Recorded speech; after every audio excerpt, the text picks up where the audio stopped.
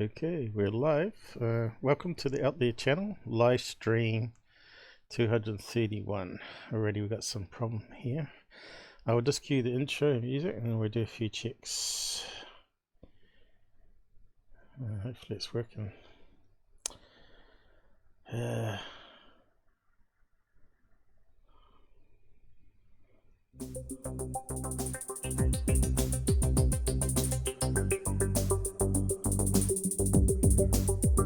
It's working.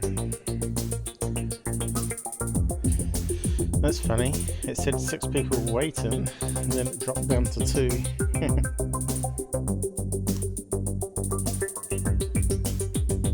Oh, I think Google's working right here. It's about a minute behind.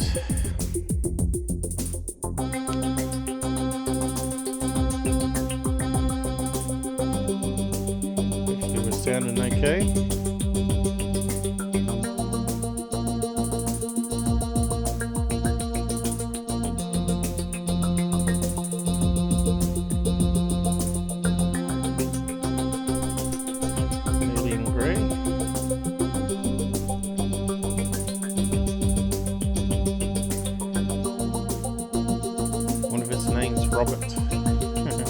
Robert the Grey.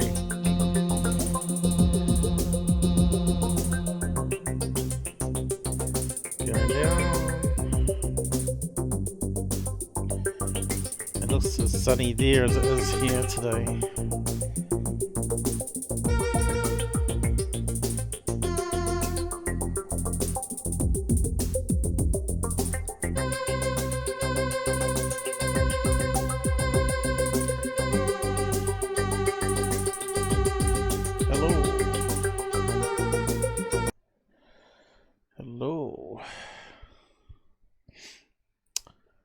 Good to be back.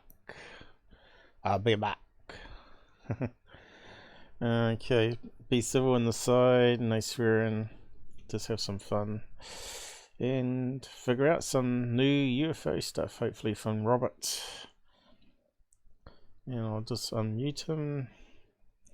Hello Robert, what are we doing today? Well, it's all about ATIP and OSAP, Luis Elizondo, the DOD, the DIA, and the Pentagon spokesman. Right, so this is the article that appeared in Popular Mechanics around about 5 days ago, written by Tim McMillan. Popular Mechanics, which is a science and tech magazine. Hang on, Robert, I think we're corrupting on your microphone.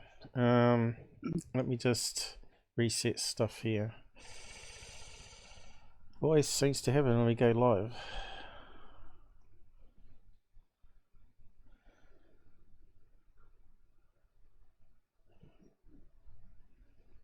It only happened when we went live for some reason. Are you there now?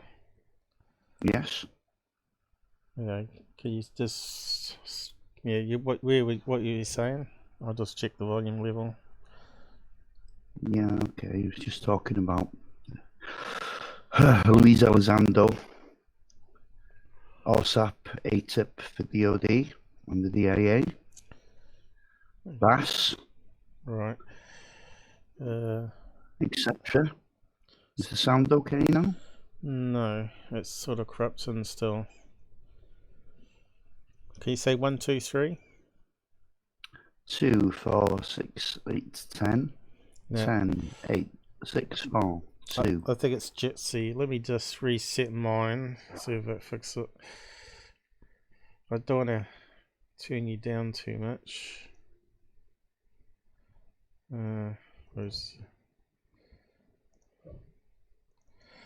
Yeah, we need to get the sound right before we carry on. Yes, I can hear it on my end, so it'll probably be on Google. Okay, we're back. Let's do a check. Robert, you there? Yes, I'm here. I think the corruption's gone. 1, 2, 3, 4, 5. 2, 4, 6, 8, 10, 8, 6, 4, 2. How's it sounding? Really, we need people on the side chat to listen. No, I think it's all right now. But just keep an eye on it. Okay. It's crackling at the very top of your loudness there. Did you check your levels? Yeah, my level's good. You know, it's at 68, so it should be no problem. Yeah, not sure what's going on lately. But yeah, it was fine before we hit go live. But I can hear the crackle a wee bit still. Okay, so where to begin? Well, at the beginning, I suppose. Okay, this Yeah, Robert sounds perfect. There we go, pal. says much better now. So obviously we fixed it. Cool. Okay. Just keep an eye on it, guys, and let us know if it starts crackling. Okay. Seems to be like a new bug that's sort of developed again. So Yeah, and you blamed it all on me. well, I think it's Jitsi. Maybe they've done some mods on it. Yeah, Ingrid's just come in, the crackling and stopped. Okay, thanks for that. Cool. So it was a little bit, Paul. Yeah. Cool. So yeah, I think this. Yeah, and this is like something out of a James Bond movie. There's quite a lot of reading here. So you want to read? Listen, there's 2,000 words, but no other channel has covered it, Paul. So we must. Yeah. So you want to start at the top? If it takes an hour, it takes an hour. We'll do paragraph by paragraph. You can, and we'll commentary in between, of course. Right.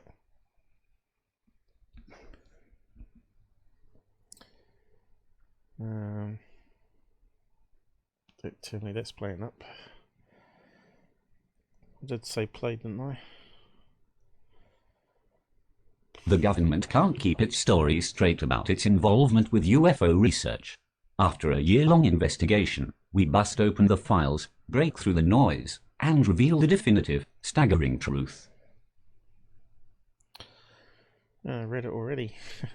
Okay. Yeah, there you go. Well, so let's just see if it's going to kick in all right. The men in black keep interfering.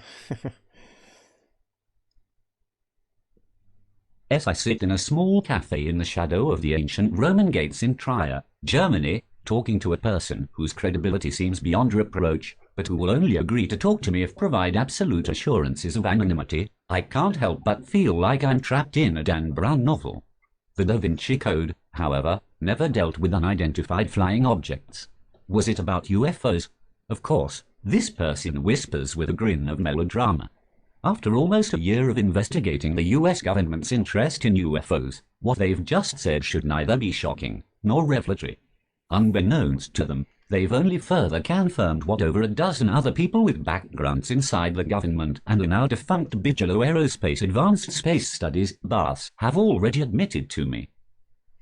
So yeah, that's quite interesting. Here we're talking about UFOs being alien craft, I guess, rather than other countries' unknown technology, which is always. Well, not only that, Tim McMillan, finds this guy as unimpeachable, whether he is, but he's keeping his name anonymous for now, at least. For now.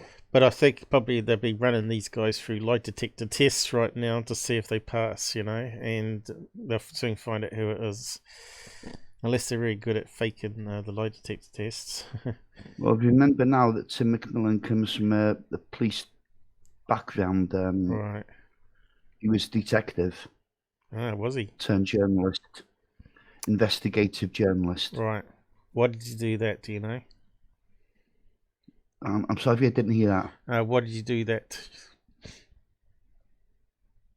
What did he do that? Why did he change his jobs like that to be a journalist?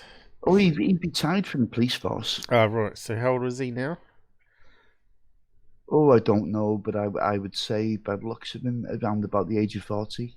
It's a bit young to retire from police force, though. Normally they go for 20 years, don't they? So they get the pensions. Yeah, he was young to retire. Oh, hang on. Yeah. Just like the fictional Robert Langdon, the path to understanding these mysterious government programs has taken me through the catacombs of informal secret societies, whose surprising memberships include accomplished professionals from the military, aerospace, academic, medical, and intelligence communities. Though diverse or abstinent in how they define exactly what it all means, each of these enigmatic characters shares one common belief: unidentified flying objects are neither myth nor figment of overactive imaginations. With absolute conviction, they've all told me that UFOs are real. Okay. But Yeah, do you know what I think this is all about? I really believe there's a civil war going on between these intelligence agencies. There's some people want it out. There's others that don't want it out. They think they're demons, and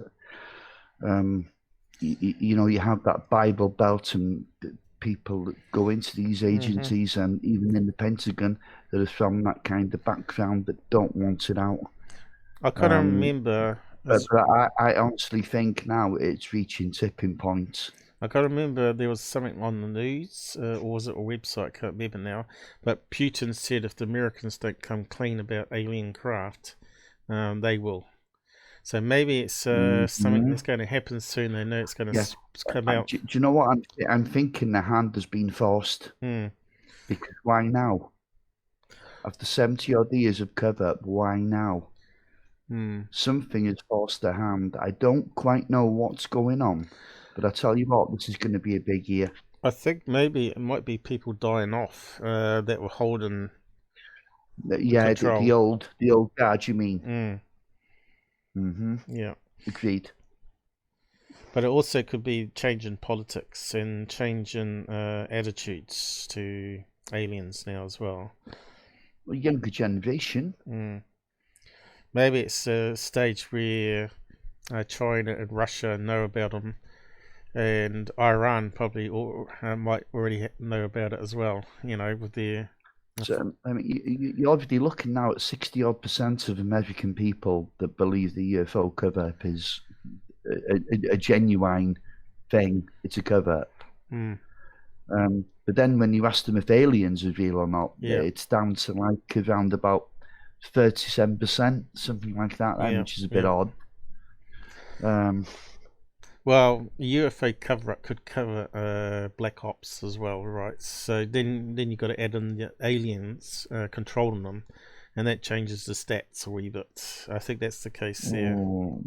Yeah, I'm not really sure about that. But yeah, okay. Yeah. Well, people know stuff in the sky that's unknown. Could be Black Ops craft flying around, as well as other things, right? I mean, there's no question that some of the things that people are mistaken for UFOs are Black Ops. Yeah. But you can't explain them all away. I don't care what anyone says. Hello, John. Who else we got? Hey, John. Ingrid, Charles, Susan. All the regulars are showing up. It's good to have you here. The usual suspects. Yeah, look, we might be able to break more than 10 watching at once. I think we got up to, what was that, constant 7 yesterday on my live stream. Now, after 2 years of scant details and a myriad of contradictory statements, Popular Mechanics is ripping open the US government's massive UFO problem. What follows is a deep, unprecedented well of information that's only been known by a very small select group of insiders until now. Okay, part 1. Yeah, so now we're going back over, when it broke in December 2017. Right. With ATIP and Luis Elizondo. Of course, there was big questions about Luis and these programs as well. Whether they did study UFOs or not, the Pentagon couldn't make their mind up. Yep. They retracted their statements on a couple of occasions. Yep. They said Luis had nothing to do with UFOs. He wasn't assigned to the project, or he had no responsibilities in the project. Well, now it seems he's been vindicated. And Chris Mellon, also ex-CIA, isn't he, as well? Well, yeah, sure, the spooks. But maybe even John Greenwald has taken a bit of a backward step on this, And he was anti-TTSA. Yeah, I noticed. But anyway, do we Yeah, read come out on, read on. just read on, or do we just skip that Hey, part? let's go through the whole thing, mate. We've got to go through the whole thing because no one else has done it. Okay, we'll go through the whole thing. Yeah. Part I. The disclosure on December the 16th, 2017. The New York Times disclosed that the Pentagon had secretly funded research into UFOs through the Advanced Aerospace Threat Identification Program, or ATIP. As if the US government quietly investigating UFOs wasn't enough, for the first time, the public also got a chance to see 3 videos captured by the US Navy showing what has been claimed to be unidentified aerial phenomena, or UAP. Weapon there, UAP. So we've seen those 3 videos, so we don't need to play them. Yeah, no need to play them. Good God, people must have been in a coma if they haven't seen them. But I know Mick West said one of them was a seagull, wasn't it? Or seagulls, or bird. Oh, he's a total idiot, and he's had to take a U-turn now. Yeah, that made a where's that article? I actually got a snapshot of it. They're posting around Twitter at the moment, making fun But of. he's still kind of saying, well, there's no positive proof. Well, you know, what the hell do you expect? Maybe a civilization that's a million years ahead of us. Do you think they're just going to hand themselves in? Yeah. And present the evidence? I know you sent me a couple. What a knobhead. You sent me a couple of slides here. I'm not too sure what that one is. What's that one? Dr. Kit Green. You said save it for the live. Yeah, we'll do that one after. Yeah, this is one that's been doing the rounds on Twitter, calling it Peanuts magazine. Yeah, so Bass's advanced, Bigelow Aerospace Advanced Space Studies. Yeah, and they were the contractor for the DIA. You see. Yeah. So that's how they hide things. They take it out of government oversight and they put it in private industry. I like how someone said Mick West's seagull. Dash 5. Yeah, you put a classic up on Twitter the other day, mate. I was laughing my ass off at that. Oh, you mean about, yeah, come on, he could be correct. It could be a seagull with plasma fusion engines. That's the one. Yeah. Well, he deserves what he gets. He did block me when I exposed that Dunnan guy. But anyway, dickhead. Yeah, you have a full truth or you're not. You know, you can't just pick and choose what truth is. Yeah, I mean, I'd hate to be shut in that little closed box that he lives in, you know, and sleeps with the lights on. Yeah. Well, I don't know if he sleeps with the lights on because he's not had any paranormal activity like we do. But he's probably afraid of it. That's why he's going to deny it. It's reverse psychology. Could be, but yeah, it is quite scary when it does happen, especially even in the day, right? So when you expect it, I sleep with the lights on. It's only to trip over the dog if I don't. Yeah. Paranormal happens all the time, though. But yeah, it happens. Sure. It happens more between 3 and 4 a.m. But not according to Mick. It doesn't happen at all to him. Yeah. Sometimes I wish some of the debunkers would have something happen to him where it changes their science view. That maybe not everything can be explained still, but I still think like everybody seems to be heading towards it, like it might be interdimensional, which means it can. That's why it can manifest out of nowhere, because it's like a level above us where it comes through. Kind of weird. I know, thinking about all that abstract stuff. I used to think, the Bigfoot stuff and the Dogman stuff was all a load of complete and utter bollocks. Yeah, But now I'm not so sure because do you know how many sightings there've been of Bigfoot when the thing has just disappeared in a flash of light? Yeah. Well, I've heard about there's something else going on, you know. They reckon the Dogman might also be a crashed UFO craft that happened in the probably recently, in the last 100 years, and it's sort of trapped here. But yeah, kind of some strange stories. If you listen to Spaced Out Radio, I can't remember, is it Butch? Yeah, he's the expert on these kind of things, and he said sightings have been, hugely on the increase. Yeah, let me just fix that up there. Always puts that out. I forgot about that. There we go. There's Robert on the big screen. Okay, we'll just read out the next bit. Yeah, remember a Dogman story on a series? Which one was it now? Because there's so many paranormal shows on TV where the guy was going along, is it Florida? Somewhere there in the swamps. And he got a flat tire and he was changing it, and it was sort of like becoming evening, like 5 p.m. to 7 p.m. And they saw this red glowing eye Bigfoot creature, looked a bit like a werewolf as well as a Bigfoot. It was a crossbred. Yeah.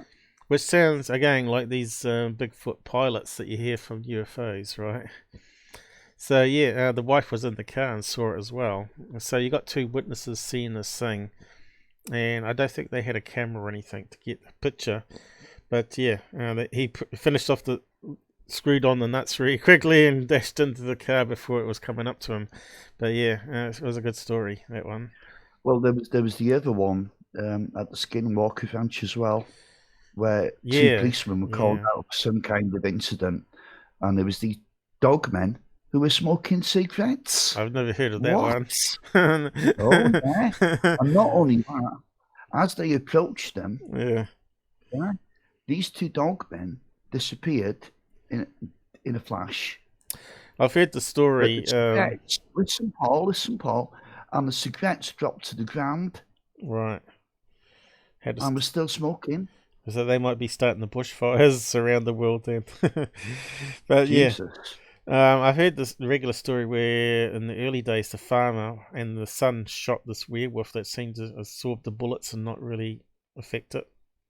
And it was trying to kill one of the animal. It was in George Knapp's book, I think. One of the old early stories when the first... Oh, Hunt for the Skinwalker. Yeah, Hunt for the Skinwalker. And it walked off like it hadn't been shot or anything. And they followed it. Oh, the bulletproof wolf, yeah. Yeah, and it disappeared, right? Well, Chris Marks has backed that one up as well. He had a similar experience when he was there. Yeah. He's married now to Erica Lukes, isn't he? Oh, I don't know about that. Yeah, anyway, it doesn't matter. It's well known anyway. Yeah, we'll just read out the next bit then. In an instant, UFOs were no longer relegated to society's nihilistically curious, and for the first time in decades, droves of the mainstream public suddenly found themselves peering skyward with wonder. But almost as quickly as the excitement of mysterious black-budget UFO programs crashed ashore, so, too, came vexing waves of criticism, confusion, and controversy. From the onset, disarray and debate raged on whether the second A in a tip officially stood for aerospace or aviation, with the former aerospace eventually proving to be correct. Adding to the chaos, an entirely different program moniker emerged, the Advanced Aerospace Weapons Systems Applications Program, or AAWSAP. For over 2 years, no one has been able to adequately explain whether AAWSAP and ATIP were 2 separate programs, or the same intuitive under 2 separate names. Were you doing a playback before? Because I could hear like an echo. That was my fault. I had muted YouTube, Paul. Yeah, I must have been picking it up on your mic somehow. Was it going for your headset or was it going for your computer then? Because it's very strange. I could just hear it. Yeah, it shouldn't have happened. Alright.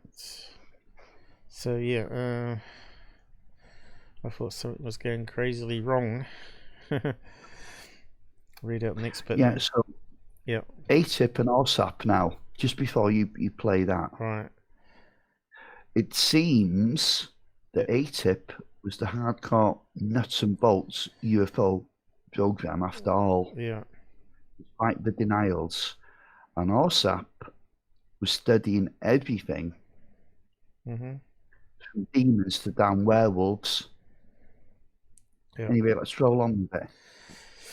Yeah, they're saying Robbie Williams goes to the Skinwalker Ranch, but didn't it just change hands recently again? Didn't a new owner take it over? It has, but the studies go on. Yeah, it's amazing how quickly it changes hands lately. You'd think they would someone in the city would buy it as a tourist attraction and open it up for anyone to go and hire it like a hotel, and go there. Well, it seems to be a hotbed of study at the moment, doesn't it? It seems to be too Scientific closed off still, which is kind of strange, with all these people buying and selling it. But I think they need to open up to investigators, because I think the average Joe investigator has probably got a bit Oh, of... come on. It's going to be overwhelmed with all kinds of idiots. Oh, no, isn't it? you'd have to book it like a hotel, right? So you get like a week there or whatever. But yeah, I think they could make lots of money from it, like a tourist spot, especially with ghost hunters and all that to use it. But yeah, how much would they charge for a week? Thousands of dollars? This is it. Yeah. Yeah. So...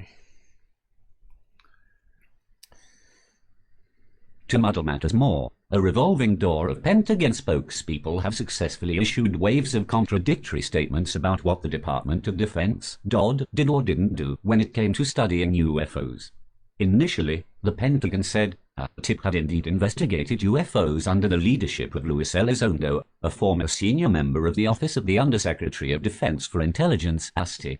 Eventually, in a complete reversal of official stances, the Pentagon's newly crowned UFO point person, senior strategic planner and spokesperson Susan Gu, recently told the Black Vault, neither AOZAP nor ATIP were UFO-related. Elizondo was not the director of ATIP, and he didn't have assigned responsibilities within the program.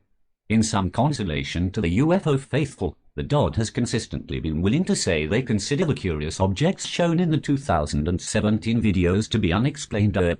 What exactly that means, however, has been open for interpretation and debate. After months of conducting interviews and uncovering previously undisclosed materials, Popular Mechanics is revealing here that the US government does indeed have a definite interest in UFOs.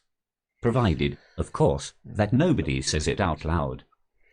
So I had a couple of problems saying some words here. I think it was UAP it has trouble with. No, well, it pronounced the DOD as DOD, but we all know it's the Department of Defense. Well, it's not the reader's fault, because they haven't put full stops in between the letters. And of course the reader's going by grammatical understanding of formulas, right? The same with seconds and year numbers, right? They don't put they put a S without a comma, and it reads it as seconds. The reader's not that intuitive, Paul. Come on, man. Well, I don't know. I don't know how clever it can be. I suppose it'd have to look at the whole sentence structure. No, it's Bigelow. So we're on to part 2. The image again. The headquarters in Las Vegas, though. I'll scroll up. That's okay. Bigelow. It's quite a big building, that one. Is that where they got the meta materials hanging out? Plenty of things going on there. I think Bigelow knows.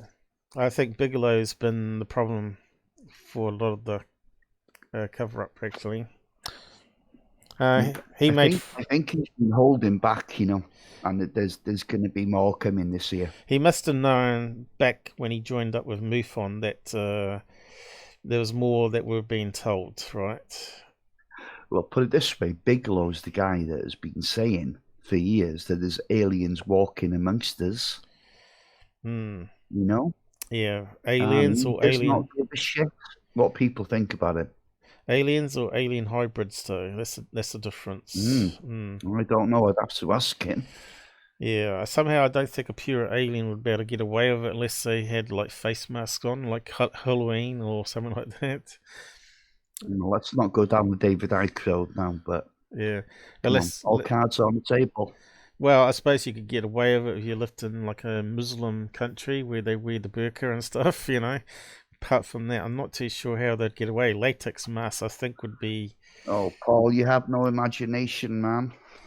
I don't think it's going to be like that. What's that movie? Is it called Them? They could project an image. No, what's that? They Live? Or what is that movie where he's got his sunglasses that can see him for real? I can't remember what the movie's called now. They Live or something like that. No, I don't think that's the one. That's that one of the ants. All those old classic sci-fis, anyway. So Susan will know what it is. The seeds the path to truly understanding the Pentagon's current UFO problems doesn't begin in 2008 with the Defense Intelligence Agency, DIA, and the AOZAP, but rather a decade earlier and some 2,000 miles from the nation's capital at the doorstep of a billionaire Nevada entrepreneur. Robert T. Bigelow, the owner of Budget Suites of America and founder of the space technology company Bigelow Aerospace, has never shied away from amplifying his interest in UFOs. In a 2017 interview, Bigelow told CBS's 60 Minutes he was absolutely convinced aliens exist, before passionately declaring, "I don't give a damn," when asked if it was risky to publicly say he believes in UFOs and aliens. In 1995, 4 years before founding his aerospace startup, Bigelow established the National Institute for Discovery Sciences, NIDS. From the company's cached website, NIDS described itself as a privately funded science institute engaged in research of aerial phenomena, animal mutilations, and other related anomalous phenomena. So I started a debate on the side. One said it was them, and the other one said they live. That's correct. Yeah, I think them is the one with the giant heads. Now, how he became a billionaire, just give it a little bit of background. He made his money in property hotels, actually. So he's like a Donald Trump. Yeah, kind of. And then he branched out into science, and he sold some of his ideas to NASA. They weren't interested at first until he donated £1 million to them. And then they took an interest. Is that right? I haven't really looked into it. He also donated £1 million to MUFON, I believe. Really? Mm-hmm. Well, no wonder the CEO's sweet. He lost faith in them very quickly and moved on. Hmm. There is a lot of people in MUFON though. That's the problem. I think it was overbearing, you know. Even per state, it seems to be complex, right? Well, I mean, John Ventre and his racist remarks didn't help at all. Yeah, and of course, he wasn't sacked and all that sort of business, but he was demoted. He was supposedly so. I reckon instead of causing chaos, they should have just stuck him with some Chinese people as well as black people and got him used to working with others, because it sounds to me like that would be the only way to really prove if he is really crazy on being racist, right? I think once you start working... Let's face it, he says, what have black people done for this world? They didn't even invent the wheel. Jesus, come on, it was pretty bad. And he was on about crime rates, and he may have had a little point there, but at the end of the day, these people have been deprived, haven't they? They don't get the same opportunity, so crime is going to go up. You take employment away from people, you're going to get a higher crime rate. Can't blame it on black people. Come on. What an ignorant, honest to God, the guy's an amoeba. So read on. So this reader reads out Bigelow. What was it now? Oh, I can't remember now, but it reads it wrong. Before ultimately disbanding in 2004, NIDS conducted research into a host of various paranormal topics, such as cryptid encounters, cattle mutilations, and especially UFOs. The group's most recognized research was the investigation of a purported paranormal Utah homestead owned by Bigelow called Skinwalk Ranch, which would later play a significant role in Adair's UFO interest. Robert Bigelow, NASA billing goals, in a 2018 interview with New York Magazine, former Nevada Senator Harry Reid told an interesting tale about a curious letter Bigelow received from a senior official from a federal national security agency. "I'm interested in talking to you, Mr. Bigelow. I have an interest in what you've been working on. I want to go to your ranch in Utah," Reid recounted. After vetting the letter's author, the individual Reid described as a very low-key scientist was granted a pass to visit Bigelow's ranch. In a lecture at UFO MegaCon in 2019, Las Vegas reporter George Knapp told the crowd these events occurred in 2007, and claims the person, described by Knapp as a Adair scientist, had an experience while visiting the supposed paranormal site. In an interview with researcher Joe Merger, former AOZAP contractor and astrophysicist Eric Davis shared what colleagues had told him of the Adair scientist's experience. What's interesting there, you remember that Black Vault had a guy on and said they were doing experiments with the paranormal, and a lot of people in the chat were saying, "Oh, he's lying." I think that was Chris Marks, wasn't it? Well, I don't know what his name was. I don't remember. Yeah, that. which is Erica Luke's husband now. Uh-huh. But anyway, NED is National Institute for Discovery of Science. But I think what happened to Chris Marks, he was invited in as a security guard. Uh-huh. And they brain scanned him first, which is a bit of an unusual. Yeah. It's not normal medical, is it? Well, if you're looking for these hybrid aliens amongst us, or implants, maybe. Well, no, it wasn't that, Paul. They were trying to find out what the psychological and physiological effects of the paranormal can do to people. Oh, right. They had them scanning. Scanned them first, yeah? As a benchmark. And then he brain scanned them again after to see if it changed any kind of pattern. So it's a pretty complex study. Well, it does change it because you don't sleep very well after that. So, yeah. Well, no. Yeah, so NEDS was National Institute for the Discovery of Science. So Big Flo's got his fingers in a few pies. Yeah, we knew he was buying up reports from South America on UFOs. So he's probably got a lot of information on alien cases. Why he was buying it, that's why he gave I don't know if it's true or not, but it's rumoured to be true, the $1 million to MUFON to buy up the reports. It was all for a study. Yeah. There's no doubt there's something to this, you know. Yeah. And of course, did they have permission to sell the reports? Because it had a lot of personal information in it, no doubt. Yeah. This is a big year coming up, I can tell you that now. Well, we said 2020 was going to be the year. Yeah. And it looks like it's heading that way. Oh, Suzanne needs some more coffee. Speaking of which, I need to have a sip of some Pepsi here. Pepsi Max. In the living room of the former NIT's double-wide observation trailer staff quarters, a third object appeared in midair in front of him and changed shape like a changing topological figure.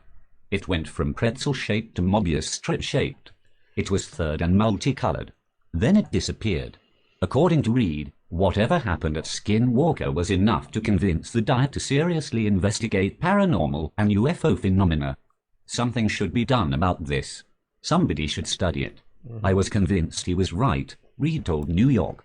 In an interview with Popular Mechanics, Hal Puth, a former subcontractor for the At-the-Tip, confirms the scientist's visit, but was unsure how significant a role it played in the origins of our Zap.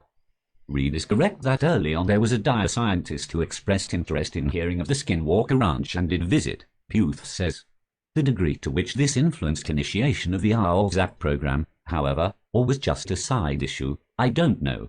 While we don't know how pivotal the Skinwalker visit was in the formation of the Dire's UFO studies, we do know our Zap and At-the-Tip were already taking shape almost a year before funding was established and the solicitation was issued.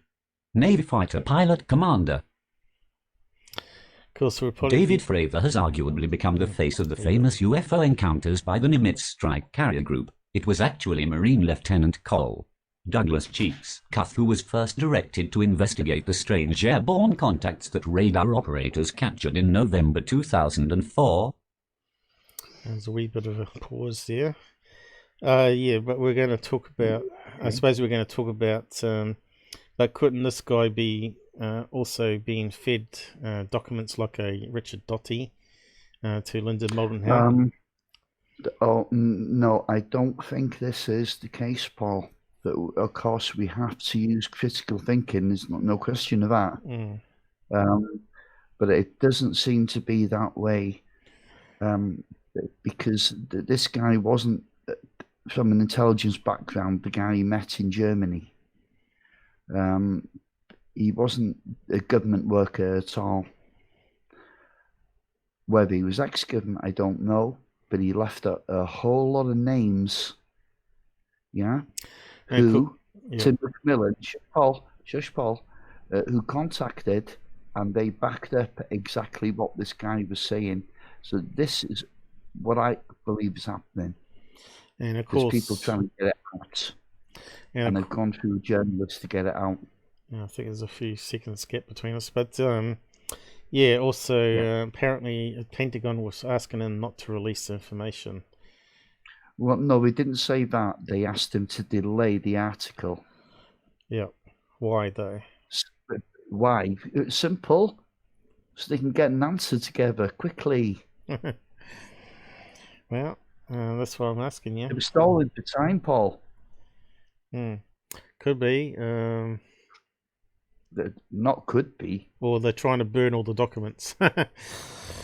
Maybe so. Yeah. Or trying to remove it from... If you want to keep a secret, don't write it down. Yeah. Well, they're trying to find where the leak is in case they leak out more information, of course. Oh, I tell you now, the Pentagon, DOD, DIA, they're royally pissed off about this. They're sniffing around trying to find out who the mole is. They'll probably find out though. And there's more than one mole. Yeah, if it's a whole group of a whole people. bunch of them, it seems. Yeah.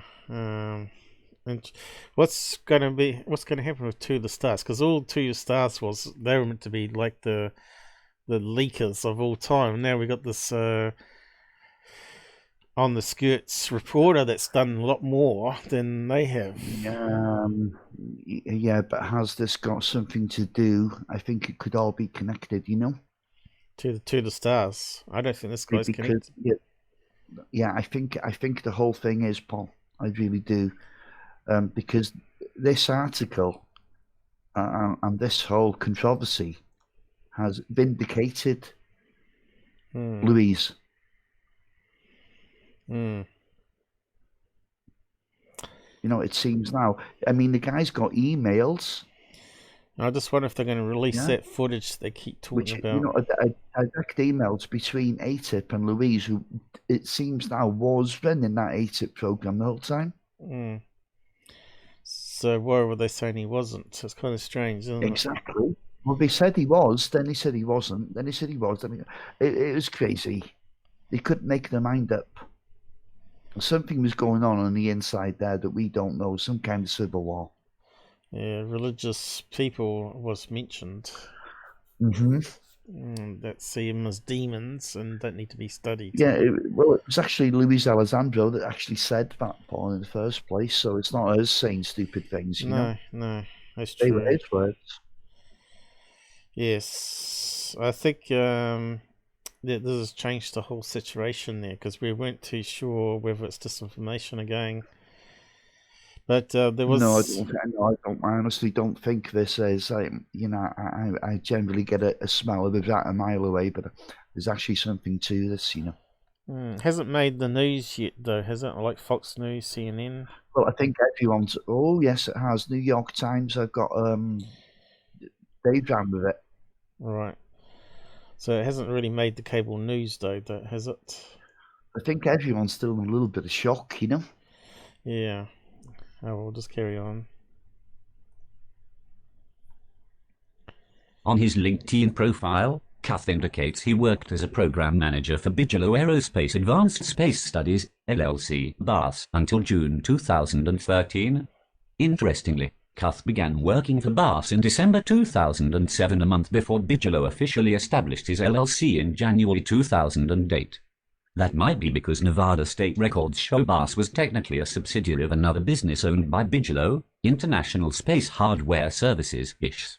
According to the Nevada Secretary of State's office, ISHS was incorporated on October 31st, 2007. Okay, so also SpaceX has been making a big leap in progress in space technology. Might be something to do with it as well. Now he's got put all those what were those things called, Starlink satellites in space, thousands of them that they're all complaining about because it makes the study of the stars a bit harder now because it's got so much light on them, reflecting off them. But yeah, surely they would be able to detect also ships coming in and out of the atmosphere from those satellites, right? Especially interference. I don't know. It depends if you have cloaking technology or not, or whether they want to hide or not. Well, I I, don't I, really I was know. talking about electromagnetic interference, so where they were cut Yeah, yeah, out, you yeah, know. sure, yeah. Yeah, but of But course, look who we got now. We've got Hal Puthoff, the usual suspect. this guy, if you looked into his history, I've looked into him before and talked about him. Yeah, He's a yeah, classic spook type scientist, you yeah, know. That's yeah. he's not like But there's no question that he has a connection with UFOs and the paranormal. the thing I didn't like Absolutely not. about this guy was he was a Scientologist, Yeah. and that means he's religious. Got a religious view Mhm. about the aliens being demons, because I think Oh, yeah. Scientology, It's a cultish kind of thing, isn't it? yeah. And he got up to Grandmaster 7 or something. I'm not sure what Tom Cruise is, but yeah. But apparently he's got a lot of patents. I went over it before, and they use some of his patents as pseudoscience. Like, you don't approve patents as an example. They use it as an example that patent shouldn't have been approved. And I think it was on PK and all that sort of stuff. Oh, that's all news to me. Yeah, he's got a few patents up there that they use for example of not what to approve without some, I don't know, other verifications. I think we've done that bit, Paul. On his LinkedIn profile, Cuth we did, indicates he didn't we? worked as a program manager for Bigelow Aerospace Advanced Right. Space Studies, I'll see the next LLC, bit. BAS, until June 2013. Interestingly, Cuth began working for BAS in December 2007, a month before Bigelow officially established his LLC in Here we go. Puth, who entered the BAS fold in 2008, tells Popular Mechanics he was funny. aware that Cuth was involved in the Nimitz events in 2004, but he didn't believe BAS specifically recruited Cuth because of it. I think that it was just because of his experience he reached out to join BAS, says Puth, who later founded and now runs the Advanced Concepts Research Institute Ardetech International. Puth says he believes the Dyer had expressed a need for what would become AORZAP in 2007, but isn't sure if the organization ever made a formal request. I think that anything from 2007 was likely quite informal discussions, letters, emails, but I'm not certain, he says. Regardless, roughly 6 months after BAS opened up shop, with the support of late Senators Ted Stevens and Danielle Inouye, Reed set up funding for a tip and the AORZAP contract in the Supplemental Appropriations Bill of July 2008. It would be black money. We wouldn't have a big debate on the Senate floor over it, Reed told New York. The purpose of it was to study aerial phenomena. The money was given, a directive was given to the Pentagon to put this out to bid, which they did. So it called put off as poof. Yeah, I don't think he's going to be too happy with us. No, call him a boof. But you can see how the reader read it out. P-U-T-H, poof. Poof off. Okay, read on the next bit. So yeah, we've got a few people dropping in and out all the time. I'm not sure what that's about, but anyway. It's always the case. On August the 18th, 2008, the contracting arm of the Dyer issued a 32-page solicitation contract order for commercial items for the AORZAP. When bidding closed 3 weeks later on September the 5th, as the sole bidder, BAS was awarded $10 million for the guaranteed first year of a 5-year option for the contract. On September the 13th, 2008, Bigelow Aerospace began listing career opportunities with BAS in 14 different disciplines related to aerospace and research sciences. So yeah, so you see, we can skip that. Yep, it's a snapshot. So it seemed like it was a done deal. But you see how they hide things now. You know, it's taken a lot of government oversight and into private industry. It's the military-industrial complex, basically, isn't it? Yeah, we've always said that, Although though. in the 80s, it wasn't even a... So, I mean, if you go knocking on the door of the DIA, and say, what have you got about UFOs? I mean, if you're the president now of the United States, you go knocking on the door and you say, okay, what you got on UFOs? And you say, well, you've got no need to know. You're going to get sacked. So then you say, okay, you're sacked. Let's see a deputy. And he says the same, you've got no need to know. You're sacked as well. Until he gets to the guy, yeah, who will tell him. Well, the thing is, you could always lie to him, I suppose. But if you've taken out of government oversight into private industry, then I mean, it's like the president. It's like Trump knocking on my door now. I demand to come in. I can tell him where to go. But it's, see what I mean? Yeah. This is how we keep secrets. Yeah, it's like a sub government, right? As well. Yeah, absolutely. Yeah. Done through the billionaire corporations that sort of running the show, because they're making money from the technology side of things.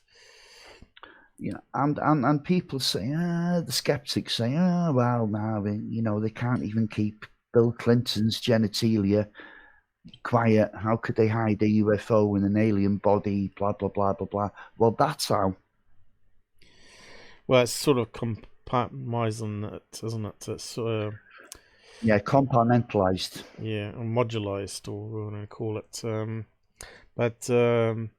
Yeah, if it's outside the FOIA system, there's no way you can search on it anyway. So exactly, Paul, you hit the nail on the head there. And it's also, unfoilable.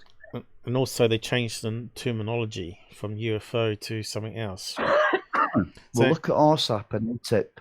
They don't have anything UFO related, do they? So they might not call aliens. They call them EBEs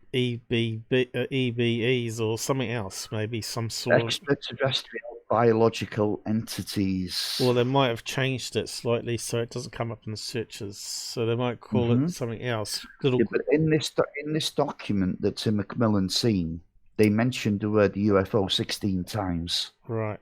But they may have changed it since. And UAP, God knows how many times. They may have changed it since to try and hide it. Of course,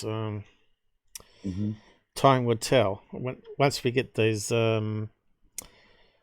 all those documents released, right, instead of being blacked out or whited out as they do now, we would know the truth then. Really, the whole Roswell thing hasn't been released still, has it? So. Well, no, the records have been destroyed. It's gone now. If you want to keep something secret, don't write it down, Paul. True. And they weren't my words. That was one of the directors of the CIA that said that. Yeah, but you wouldn't want to destroy all information, though. That's the thing, because no, of course, yeah. So, unless it's under like that's how they've been caught out in the past through FOIA. They've been caught lying, red-handed. Yeah, or they could be using some high encryption on a certain file which is on their database, but it can't be searched unless it's unencrypted, right? And probably top level security has access to it. It's top secret, whatever it is, above top secret. But you can see here, it went from Project Blue Book to some other thing, wasn't it? What happened after Blue Book? It was Project Signed first. It began in 47, and then 49 had Project Dredge. Yeah. And after that came Blue Book, which ran till 1969. But they were all basically a public relations exercise. But there was more after Blue Book too. There to find out what was going on. But you see, the whole point of this study, it's already presuming that UFOs are reality. But what they're doing is they're trying to gather the gap between where we are and where they are. Now, that's a shocker. Okay, we've got someone deleting the message there. He's retracted the message, that's all. He's probably just done a typo. Oh, I thought we might have a troll there. Anyway, carry on. No. So yeah, there was what come after Project Blue Book. There was another thing. Was it ORSAP that come after Project Blue Book? There was something else that Good God, no. OSAP's a recent thing. NICAP, was it? No, what was the other ones that come after it? No, NICAP was a civilian organisation that was investigating UFOs. Yeah. It wasn't government. Oh, right. Because they took over because Blue Book stopped, right? So, No. NICAP was going while Blue Book was running, and so was APRO. Was it? So, what government one appeared after Blue Book then in the timeline? There was no government one after Blue Book. That's the last time, according to them, they officially investigate UFOs. And ORSAP was started how many years ago, though? Well, this is it. We don't know. It's unclear. Yeah, that's why we're looking at this article. Yeah, it probably come right after Blue Book. But anyway, we carry on. No, I don't think so. But there would have been other UFO programs running concurrently, maybe from multiple agencies, stupid alphabet agencies. Yeah, I think. And we know for a fact the NSA was looking at them in a big way. So were the FBI. So were the CIA. So the DIA. It'll probably so turn the out. DO. Yeah, it'll probably turn out to be Bigelow that took it over. So how long's he been around? He's been around quite a long time. He must be in the 70s now. Yeah, well, so he could easily have taken over from 69, couldn't he? Blue Book. No, not in official capacity, Paul. No, not for the, but you know how they sort of moved it off to the. And of course, you had the Condon Committee as well, didn't you? Yeah. And the Robertson. But one was saying they moved it from the government database to a private one, so it couldn't be. It's hidden. Yeah, but exactly. Yeah, but what I'm saying is the Condon Committee and the Robertson panel were official programs. The Robertson panel was CIA ran. But there were this panels set up to cover up stuff. Your UFO history needs a bit of cleaning up, mate. Anyway, come on, let's carry on. Yeah, it's hiding in plain sight. So if you offload it from the government to a private, yes. Yeah, but the Robertson panel was really a cover-up whitewash we found, wasn't it? What was it now? I can't remember. Whitewash. Hynek was even excluded, right? So they let him in on some meetings, but not others. Anyway, we'll carry on. Okay.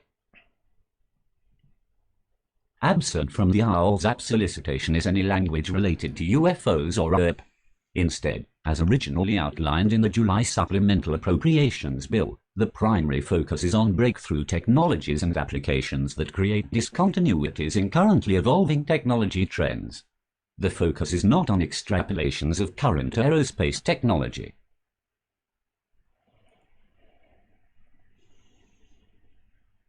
In past interviews, Reed has indicated the interested parties at the DIA felt it prudent to avoid any language that might cause someone to realize the underlying focus of the TIP program was UFOs. According to Reed, a representative with the DIA told him, "What I will do is prepare something for you that anyone can look at that wants to. It's strictly science." On multiple occasions over the past 2 years, both the government and former contractors have used the terms TIP and OWLSAP almost interchangeably.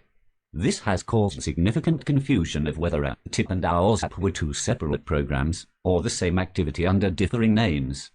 In a recent statement, Pentagon spokesperson Susan Good told longtime researcher John Greenewald TIP was the name of the overall program. OWLSAP was the name of the contract that DIA awarded for the production of technical reports under TIP. While all sources associated with the programs confirm Gu's statement with Popular Mechanics OWLSAP was the contract component of the broader umbrella program dubbed TIP, they dismiss the latter sentiment expressed by Gu that neither TIP nor OWLSAP were related. Umbrella program, it sounds a bit like a sci-fi TV series, Umbrella Organization. That's Suzanne Goff. She's the one that's flapping.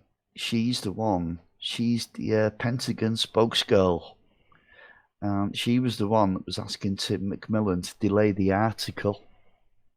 So they could get their response together, basically, which I think is quite funny because these people are ridiculed abductees and UFO witnesses for years, and now they're sweating and eagerly awaiting the answer. But what do you think they're going to do? Do you think they're going to admit, okay, you got it right, we're sorry, we lied? I don't think they will, you know. I get the feeling it's going to be like damage limitation. What do you think, Paul? I think that it's coming out now, and the president will probably wonder why he wasn't told, briefed, or whatever, debriefed. Oh, he has been. He's admitted. Trump has admitted he's been briefed. Yeah, but they may have told him fibs, right? That is nothing. Oh God, yeah. They may have fed him. Yeah. Lies. Yes. They may have told him not the full truth, or said that it's nothing. Oh, just a fraction of it, you know. They might have said, all the alien stuff is just a cover-up for studying Russian technology or whatever, or Chinese technology in the sky. Agreed. So? The evidence collected here overwhelmingly suggests the government was indeed studying UFOs and not, as the Pentagon has said, investigating foreign advanced aerospace weapons system applications with future technology projections over the next 40 years, and to create a center of expertise on advanced aerospace technologies. Okay. Part 3. How many parts have we got? Quite a lot, I think. Yeah, whoops. Just knock my remote control into the bin. Yeah, so you see RSAP again now. Advanced Aerospace Weapons System Application Program. It doesn't sound like it's anything to do with UFOs at all, does it? No. It sounds like modern tech. But that's how they cover these things up. Yeah. You see, if you put UFO in the middle of it, and it comes out in a FOIA request, then you speak, don't you? I'm pretty sure Reagan was told, though. The statements that he came out. Oh, Reagan was definitely, he knew a lot. I just found how he sort of went senile very quickly. Maybe something happened to him rather than old age. Maybe well, I thought that, Paul, but I didn't want to say it. If you poison someone or do something damage to the brain with EMF or something, you can make them into... because he was speaking out of... Right. I know you sound all right here, but we're sort of cutting out again. Can you just drop in and out again, just to fix that? I'll just do it. He was talking at school a bit, though, Reagan, wasn't he? Yeah. Okay. Yeah. I noticed there's some cutout happening. I'm not sure if it's recording on Google that way.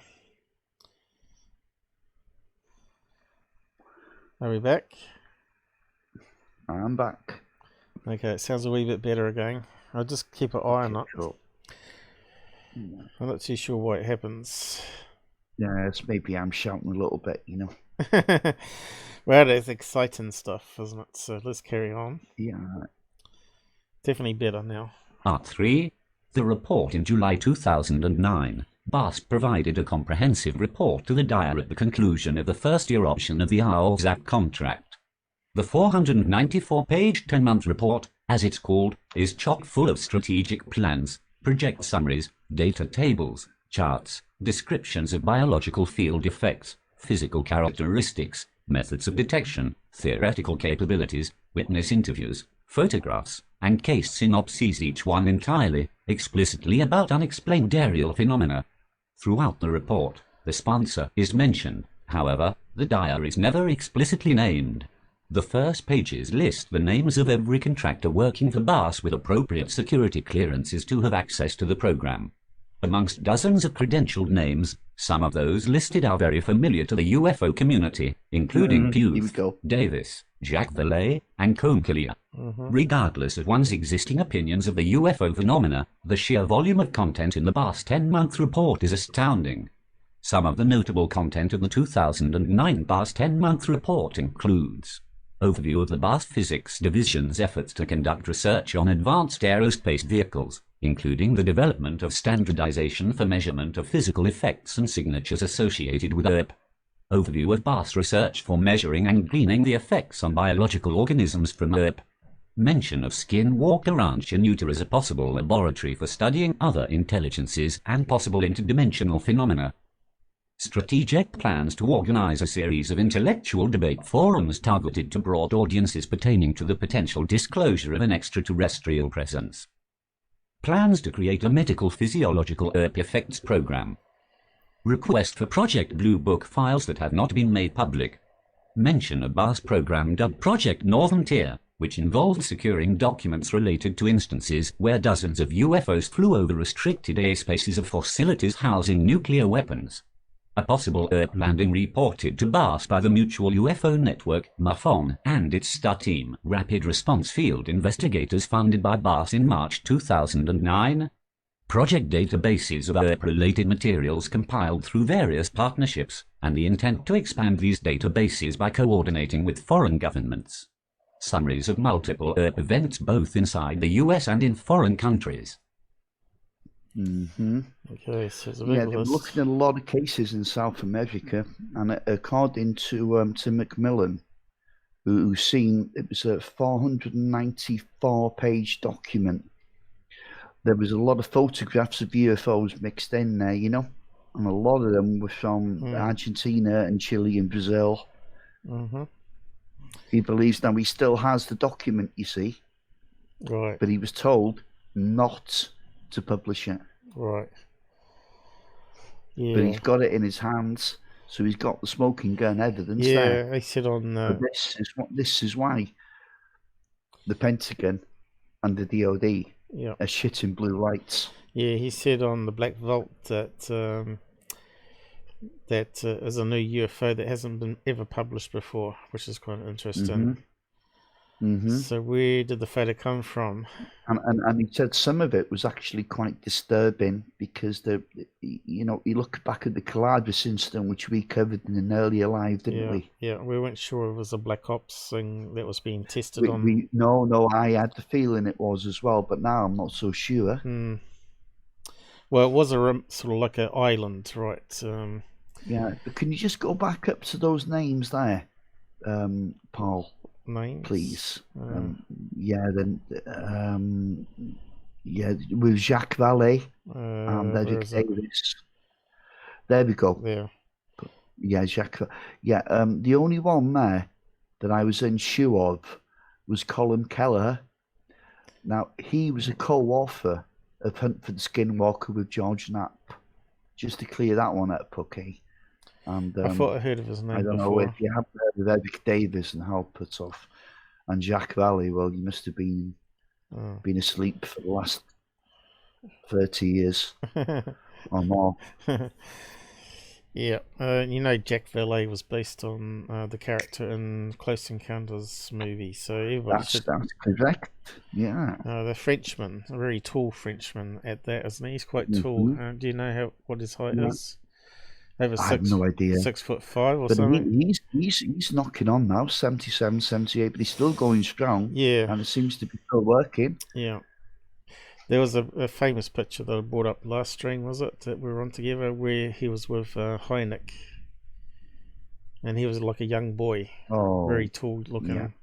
But yeah, very interesting photograph anyway, with those two together. I bet they knew... seen stuff that we still haven't seen though. I bet they've seen some classified stuff that they can't reveal about. They're convinced of it, Paul. And I think we believe they know. If you see what I mean. Yeah, but I bet they've been told stuff in private that they can't reveal yet until it all crumbles, and then they say, "Oh, I've had this for 20 years, but because of what do you call it, non-disclosure agreement, we couldn't release it." Because maybe they've even seen the bodies, who knows. To come out with interdimensional creatures out of the blue means that maybe he had access to more information than we know about. That means the universe is going to be more strange than we can actually imagine it, I think. Do you know, I get the overwhelming feeling, Paul, that the walls of Jericho are about to fall. Yeah, it's going to be the case where they can say, well, it's interdimensional and we can't stop it. We can't stop. Hmm. We can't stop them invading us and taking people away and stuff like that. Hmm. But yeah, Well, the last time we spoke on the live, you said you were 40% convinced that UFOs are reality. Where's your take now? I don't remember saying that. Oh, you did. Yeah, you did. It was 20% once.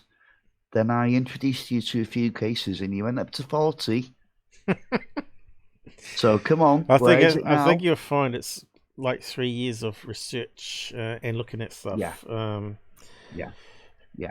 The thing is, once you get through all that garbage that all these other channels keep putting up with, Oh, it's a minefield out there. The UFO field is a minefield. mm, And it's like the Wild West. There's no rules or regulations. You know, if you were in a court of law and you were caught out to be lying, like Elijah Warren mm, or David Wilcox or Corby Good, you're doomed. You're finished. Get out. Your testimony's not worth nothing. yeah, But in the UFO field, they keep on going. it still goes. It still rocks, doesn't Yeah, it? I still hear Wilcox on TV shows even. Oh, the forehead. Well, good. I don't hear so much about, but David Wilcox is still being put into TV shows as like a talking head, right? Mm-hmm. He should be like disbarred. Straight away, they've been found out that they admitted they were lying about stuff. He should be shot at dawn, Paul. Let's face it. I think shooting's too kind. Need to be lowered in a vat of acid slowly. So what's people saying on the side chat? Medieval torture comes to mind. So Joe, how's it going? Military complex, yep, you're about right there. It's complex. I think it's really going to be a complex structure. Why it's all been covered up. But you can bet it's big money involved in it. Billionaires. Bit like the Epstein stuff, right? Who murdered him? So people behind the presidents have been in jobs for years. Presidents are there for a short time, so don't get to know. Clinton said he would tell everything what he finds out. But he wasn't told anything, though. That's the thing. And I think you'll find that's the case. I think Reagan may have been the only president that was actually showing something. Oh no! I think there was.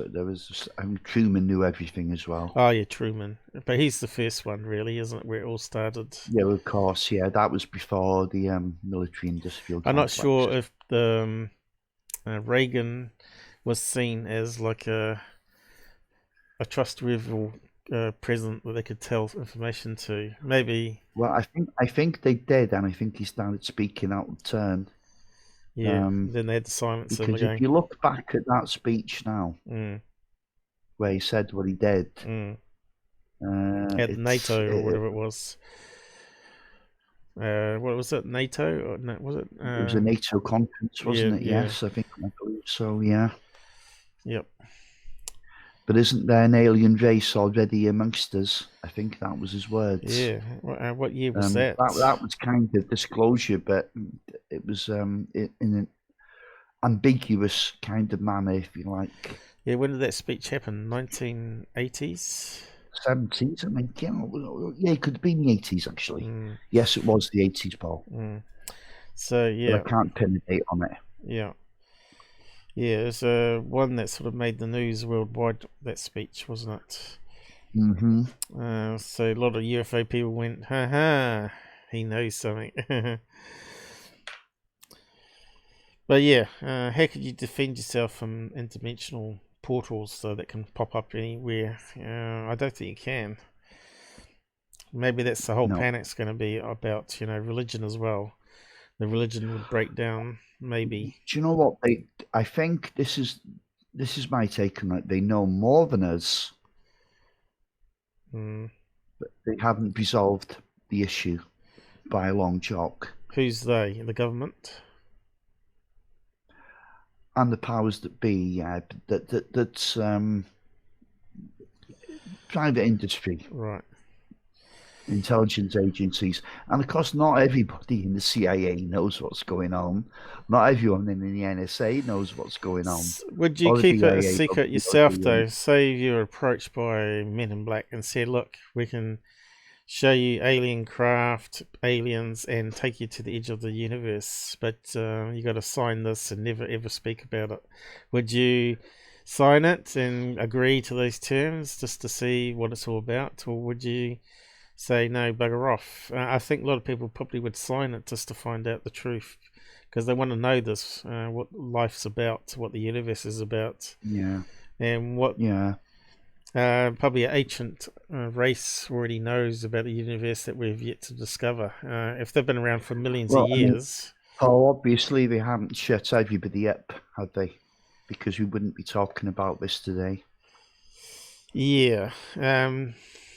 A lot of the leaks come from the deathbed confessions, but then again we had a lot of spooks, as I call them, that Lockheed Martin guy, Bushman, what was his name? Boyd Bushman. Oh, Boyd Bushman. And he threw a span on the works there, which turned out to be a laughable alien doll you buy from Walmart. So yeah, was he part of the disinformation to say that deathbed confessions are not really also trustable? So who knows? I think he was a little bit senile at the time, you know. Yeah, it could be that as well. But maybe he did know things, do you know? You know, maybe we can't write off completely what Corso said. Maybe he just embellished the story for the sake of the book. Yeah, transistors and all that? I don't think so. Oh, come on, that was bollocks. Yeah. We can write that off, I think. Yeah. But if you're talking about black triangles that are flying overhead that turns out to be owls, I reckon somehow there was a leap in technology there that happened, if that's the case. But I think it's well, according to Michael Tshirt, it happened in the 50s where we conquered gravity. Sorry, but I'm not going for that. I'm not buying that one. No chance. Maybe they figured out something but never got to fully grips with it, you know, but like Townsend Brown research, which I did an episode on. So if you've not seen that, go and have a watch of it. Basically, he discovered that X-ray tubes started rattling and shaking like they wanted to lift off, get outside the machine, because they charge up and then they shoot a beam of energy to see through the body. And then he found out that the plates get lighter when they're charged, high voltages. Okay. So gravity is a connection between really high voltages and what else? Electromagnetics. Yeah, I think Charles Foreman again makes sensible. The president's there for a short time. Of course, absolutely, Charles. So you don't put them completely in the know. You know, why should you? Yeah. It's just a dangerous thing to go telling every president. Especially if they're in 4 years only, right? So. Well, yeah, they might not even be that long. Oh, we better carry on. We got lots to cover here. Yeah. From cover to cover, the Bass report references the government's new buzzword for UFOs, UFO. However, nowhere could popular mechanics find a single reference to foreign, terrestrial, advanced aerospace weapon systems, or projected technological innovations based on current industry trends. Sources tell popular mechanics the Bass 10-month report was only a sample of the materials the organization provided to the DIA. Monthly reports were being sent to the Pentagon, in addition to annual program updates that were all about UFO or anomalous phenomena, says one former Bass contractor. Chris Bartel, a security officer and investigator for Bass, later Bigelow Aerospace, from 2010 to 2018, confirms the accounts of former Bass and upper-tip employees with popular mechanics. He says he indeed encountered some fairly dramatic paranormal events while working at the Skinwalk Ranch, and says he'd also heard mumblings of Bass being interested in studying paranormal activity in hopes it could lead to technology research. However, Bartel says he didn't know anything about our Zapora tip until last fall. I was a bit taken back, to say the least, he says. Okay, we've got this document here. Do we need to read it out? No, not really. That will be. I'll just zoom in on it and have It was just a report, basically, yeah. Viewing a brightly glowing orange football field-sized disc. Well, that's fairly big. Yeah. What's that? Yeah, the SAT is the Strategic Alert Team. That illuminated the missile site. So that was what we were talking about, the nuclear silos, right? Yeah, we've covered all this as well. It happens all the time. Yep. And NORAD And picked up the UFO they're a shower of shady bastards as well. They cover up a lot. UFO continued to rise about 200,000 feet. It disappeared from. So is this a print of one of the pages of his report that he's got? Yeah. He was only allowed to disclose so much, you see. They weren't able to He get. couldn't publish the whole 494-page document. I suppose Dolan's going to get a copy of it. Warhead. No, I don't think so. Targets a missile. Targeting teams around the computer specialists were brought to the missile site to check out the missile computer and the warhead that targets the missile. Amazingly, when the computer was checked, they found that the tape had mysteriously changed target numbers. So they remagnetized the tape, because we're talking about old technology here, aren't we? Before solid state memories. And re-entry vehicle was then taken from the silo and brought back. So this is reprogram the launch codes and all that sort of stuff, wasn't it? Yeah, it's trying to break down this military speak. So like the black box, it has like a little tape in it that records digital information on it as well as analog. I suppose missiles have like a tape that stores digital information on it, because that was the best way to do it back in those days. Although I don't really trust solid state, but they've got a lot of redundancies and error checking built into it now. These hard drives seem to be really fast and reliable.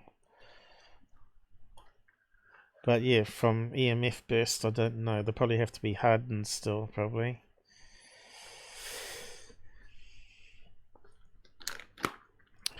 So you still think the Roswell thing could be the first case of a UFO?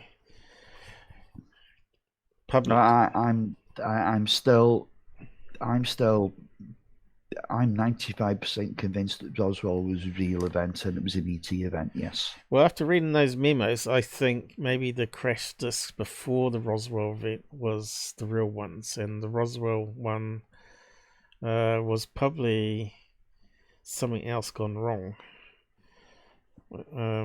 What? Maybe there was no event before Roswell. Yeah, there was three. I'm actually talking about the Cape Girardeau. No, we're talking about the three unknown crash discs that happened before 1947, I think it was. I think there's very scant evidence for them. No, I think the first one was Roswell. I don't think so. I think there was something before. There's only two that I put any faith in that has been real events, and that's Roswell and 1996. The one in Brazil, which we've covered as well. Yeah, I'm still 50-50 with Roswell. I still think it could have been a Black Ops cover-up of some sort of research craft. Well, I'll tell you what, whatever it was, then they still can't tell us to this day. Well, unless this guy really bad. Unless this guy can release those documents for us, and then we can clear it up. Well, we don't know now because yeah, sure. And we don't know now, do we? Because they've destroyed all the records, haven't they? We know that for a fact. Yeah, okay. It does make... unusual why they do that, yes? Yep. That's the only way to keep something really secret. Mm-hmm. Though unaware of any formal contract with the dyer, Bartel confirms that reports generated about paranormal events on the ranch were being faxed to both Bigelow and the Pentagon on a regular basis. I would hate to think my experiences up there were somehow manipulated by outside man-made forces, Bartel says. I truly believe the ranch to be hallowed native land. Some have suggested that paranormal events associated with Skinwalker Ranch or our ZAP could be associated with secret and highly advanced weapons testing. While Bartel says it's possible weapons were being tested, nothing he observed was consistent with his experiences of top-secret testing. Puth also says he saw no evidence that Bass was involved in weapons testing during his tenure with the organization, a statement I'm certain Mr. Bigelow would support, he says. Bigelow could not be reached for comment. Of course, I think they were probably mucking around with radar, detecting stuff better. Yeah. As well as... But it seems OSAP was studying all kinds of crazy stuff, you know. Anything paranormal. Jesus, Bigfoot, Dogman, demons, werewolves. I see a lot of cards were on the table. I see this document he's talking about relates a lot to Skinwalker Ranch. Well, but actually, it wasn't the focal point of the documents that Tim seen, but it was mentioned several times. I just need to go to the toilet, Paul. Okay, I'll read out the next bit then. Yeah.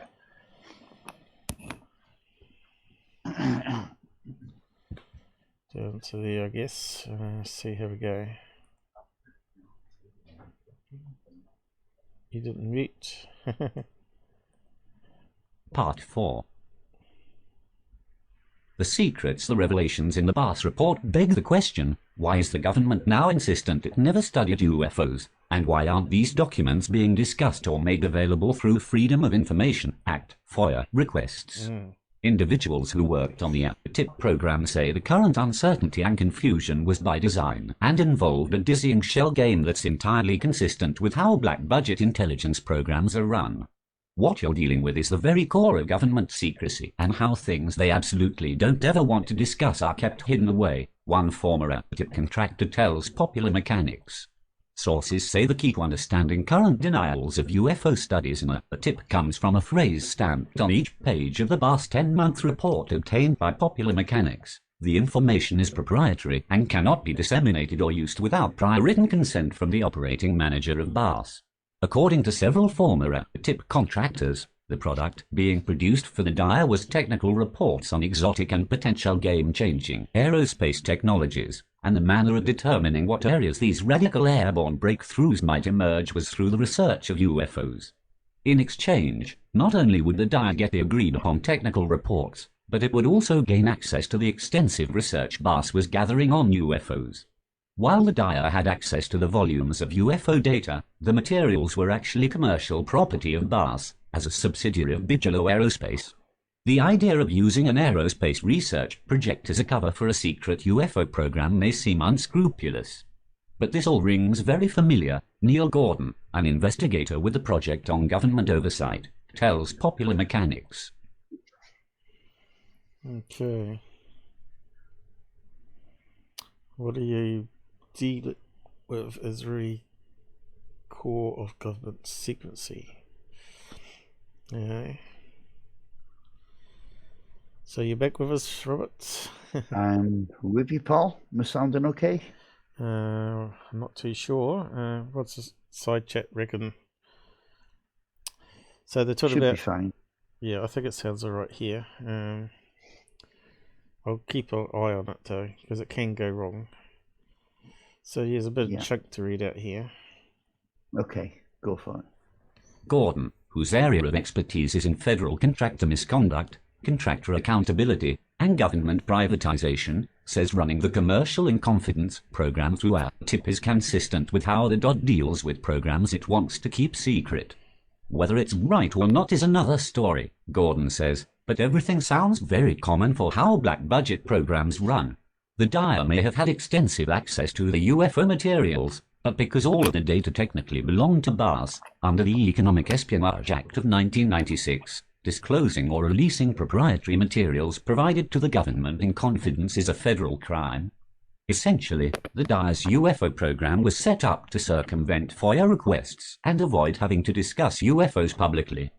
Out of concern for providing Popular Mechanics access to the 2009 BARS 10-month report, the person who made these materials available did so only under the guarantee of anonymity. It's worth noting this person is not a current government employee, nor were they involved with BARS or the AOZAC contract. Unfortunately, the government attempting to evade FOIA by contracting out its responsibilities is nothing new. Josh Burde, an attorney who specializes in FOIA and First Amendment cases, tells Popular Mechanics.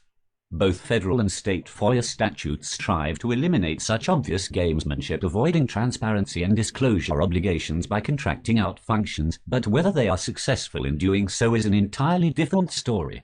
Davis, the astrophysicist and former AOZAC contractor, says his work on the ATIP program was entirely consistent with all of the technological intelligence programs he'd previously worked on over the last 30-plus years. Indeed, science is applied, but right now there's not enough data on Earth to make examining it a scientific endeavor. It's an intelligence issue, not a scientific endeavor, he says. Puth, meanwhile, says BARS produced stacks of material to the ceiling, but because of the way things were done, he was surprised to hear any of it had become public. To be honest, I didn't think this stuff would ever see the light of day, he says. Okay. So, want to sum up there at all? Well, Eric Davis, I talked about there, is it? Yeah, Vic Davis, yeah. He's another one that's been associated with I really don't like... UFOs. I don't like that guy at all. He comes across as a crackpot. Well, yeah, I think he knows a lot more than what you do, about the subject. I'm not entirely sure I agree with the science, like you, Paul. But yeah, I think he knows plenty, and he's been dropping hints for a couple of decades now, or more. Yes, there was that 30.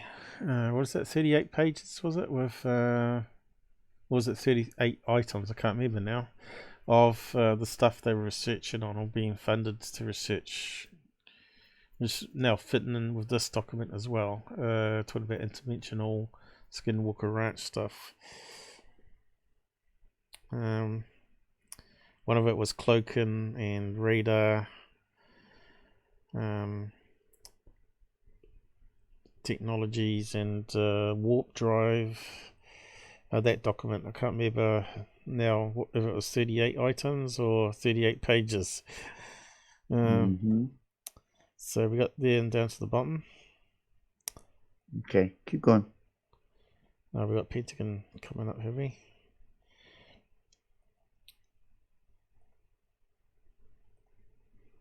To be honest, I didn't think this stuff would ever see the light of day. When reached for comment, Colm Kalia, the former deputy director at BARS, said, "I am unable to discuss this topic." Multiple other requests to Bigelow Aerospace for comment went unanswered. The entire manner in which the Dyer partnership allegedly operated raises an important question. Could the reason for the Pentagon's recent denials of ATIP or AOZAP conducting UFO research be the result of the current Dodd administration being naive to the program's underlying and commercially secret hidden purpose? It seems like a plausible theory, if it wasn't for something else Popular Mechanics uncovered.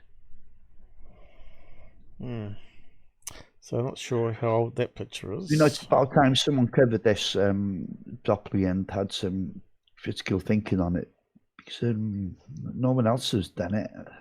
Of all the channels I've looked at, and I'm subscribed to many, no one's taken a deep dive into it. Other than us yet. Maybe they're holding back for more information. Yeah, I think so. I think that's exactly what's going on. Nobody wants to commit. But we need to know about it and understand Yeah, what absolutely. Yeah. understand what first came out, so we know what comes out later. Yeah. But there's a lot here to take in, obviously. There is, but it has to be done. Unfortunately, not everyone is willing to read, a 2,000-word article for themselves. No. So we're just going to read it out for them and do some commentary in between. I think that's fair enough. Yeah. I think this is going to be talked about a lot. Oh, hell yeah, this isn't going away. No. Part V. The admission last year, Stephen Aftergood of the Federation of American Scientists obtained via FOIA request and published a January 2018 letter that the Dyer Congressional Relations Division sent to members of Congress. In the letter, the Dyer provided a list of all products produced under the tip contract for the Dyer to publish. The referenced list includes 38 technical papers, called Defense Intelligence Reference Documents, DIDs, which cover a range of advanced, exotic, and theoretical aerospace topics. Given what's been said about the commercially confidential nature of that tip, the phrase for the Dyer to publish may be a critical play on words. Nevertheless, a source with access to the materials provided Popular Mechanics with a copy of a previously unreleased technical paper listed as one of that tip's products. While the Dyer refers to the paper as Field Effects on Biological Tissue, the original title for the submitted paper appears to actually have been Clinical Medical Acute and Subacute Field Effects on Human Dermal and Neurological Tissues. According to the study's introduction, the paper is an examination of clinical medical signs and symptoms and near physics of injury known and expected from near-field, mostly ultra-high, near-microwave, thermal, from unintended exposure to anomalous systems. Yeah. You can read the entire study. That's what I was saying about psychological and physiological effects on human beings when in close contact with these things. They've taken it as a given. This phenomenon is a reality, and that it's completely obvious they're studying it. You seem to have got louder. They're not telling us. They're not telling us jack shit about it, are they? No. Until this. Why you got louder? Oh, it's probably some shouting a bit, Paul. Yeah. I get emotional when I talk about UFOs. I hate talking about UFOs. It bores me. Honest. Yeah. Believe that, you believe anything. Yes. I got a few things on the side there, but we'll just read out another chunk. We got halfway. Yeah. Getting there. No, it ends fairly quickly from here, Paul. Yep. We got the Chris Mellon article. In light of the cumbersome clinical language, just a cursory scan reveals the entire focus was on examining injuries that may have occurred after contact with UFOs or UFO. In fact, the very term UFO appears 16 times in the report. The word anomalous is used 27 times, most often with the word aircraft, aviation, or aerospace immediately following. And the phrase Advanced Aerospace Systems Applications Program is mentioned in bold on 4 occasions. Popular Mechanics spoke with the study's author, Christopher Kit Green, a forensic clinician and neuroscientist. Green was surprised to learn his research paper had become publicly known, because he was under the impression it was never included in a distributed set, nor was it finally peer-reviewed. Green confirms his paper wasn't cited correctly in the letter to Congress. However, he says the 54-page document Popular Mechanics obtained appeared to be the same paper he was requested to provide as a product of our WhatsApp. This focused on forensically assessing accounts of injuries that could have resulted from claimed encounters with UFO, says Green. I didn't work for BARS, other than as a contractor for my paper, and I wasn't a part of our WhatsApp. However, it is my understanding this program was a UFO study that outwardly was not supposed to look like it had anything to do with UFOs. Okay. Yeah, Carl Anderson. The Pentagon has painted themselves into a corner. Oh, yes, they have. They're stuck between a rock and a hard place now, mate. So who's Kit Green? Have we got any Kit pictures? Green has long been associated with the subject. Kit Green, UFOs. See, this is kind of fallen into the hands of the Richard Dolan, you know, leak of the century kind of thing now, which I believe to be fake. We can't seem to find any. But there could be elements of truth in there, but I wouldn't go on too much of a tangent. I don't know at this point. I can't seem to find any get information. On because yeah, but we're going to have to address this later on in the show. So to do it now, what's Kit Green's qualifications and all that? Scientist, isn't he? So we can't seem to find any information on him. So what's his real name? Dr. Kit Green? Wait, well, hold on a minute. Richard Dolan members. It might be on here. Search engine for that. Richard Dolan's probably got some blurb on him. On the record. So that's what he looks like. It looks a wee bit like a typical scientist, you know, with the beard. Yeah. Scientists don't like to shave. The Wilson document writes, okay. Yeah, okay. Kit Green, a former analyst at the CIA's Office of Scientific and Weapons Intelligence. Right. Well, that sort of changes. So that's where he comes from. Another CIA guy. Another spook. Yeah, I'll just read down to there. This program was a UFO study that outwardly was not supposed to look like it had anything to do with UFOs. Green cautions some past speculations about his paper were inaccurate, including the claims it was an effort to understand or reverse engineer Earth technology. Green also stresses that while his work focused on encounters with unknown or unidentified aerial objects, all of the injuries he assessed could be accounted for by known terrestrial means, and did not provide any evidence for extraterrestrial or non-human technologies. Could the 38 technical reports Bass produced for a tip represent what it determined accounted for Earth? Many of the topics could be called dual use given that, say, papers on advanced plasma propulsion and invisibility cloaking could apply to our own advanced aerospace development as well as possibly some Earth's, says Puth. But his space-time metric engineering paper, the warp drive and wormhole papers, and specifically the statistical Drake equation paper are essentially applicable only to Earth's. Davis, who worked with Puth and authored 4 of the DIDs, offers a particularly intriguing detail about the Dyer's 38 reference papers. This wasn't focused on whether or not Earth are real. It's already been well established that Earth are real by a preponderance of evidence. Some classified and some proprietary that I can't talk about, he says. Instead of investigating if Earth are real, the 38 technical papers for the OWLZAP contract were also an intelligence assessment to measure just how far advanced Earth could be from current and projected scientific understandings. Me, Hal Puth, and an aerospace executive who had access to materials worked on that assessment for the Dyer, Davis says. So it was 38 papers. I thought it was papers. Well, 38 items, but actually each item is a paper. Okay, covering all those sort of crazy topics here. A warp drive. Invisibility cloak, of all things. Harry Potter. Well, according to Tim, who read these documents, emails, etc., everything, the biggest goal of the whole thing was to find out the gap between us and them. The gap? And whether we could close that gap. You mean in technology? Yes. Not if they're a million years old. They're going to have a lot more information they've explored, probably. Oh, no, then I think we're clutching at straws. Yeah, we're just like ants. But look how far we've come in 100 years.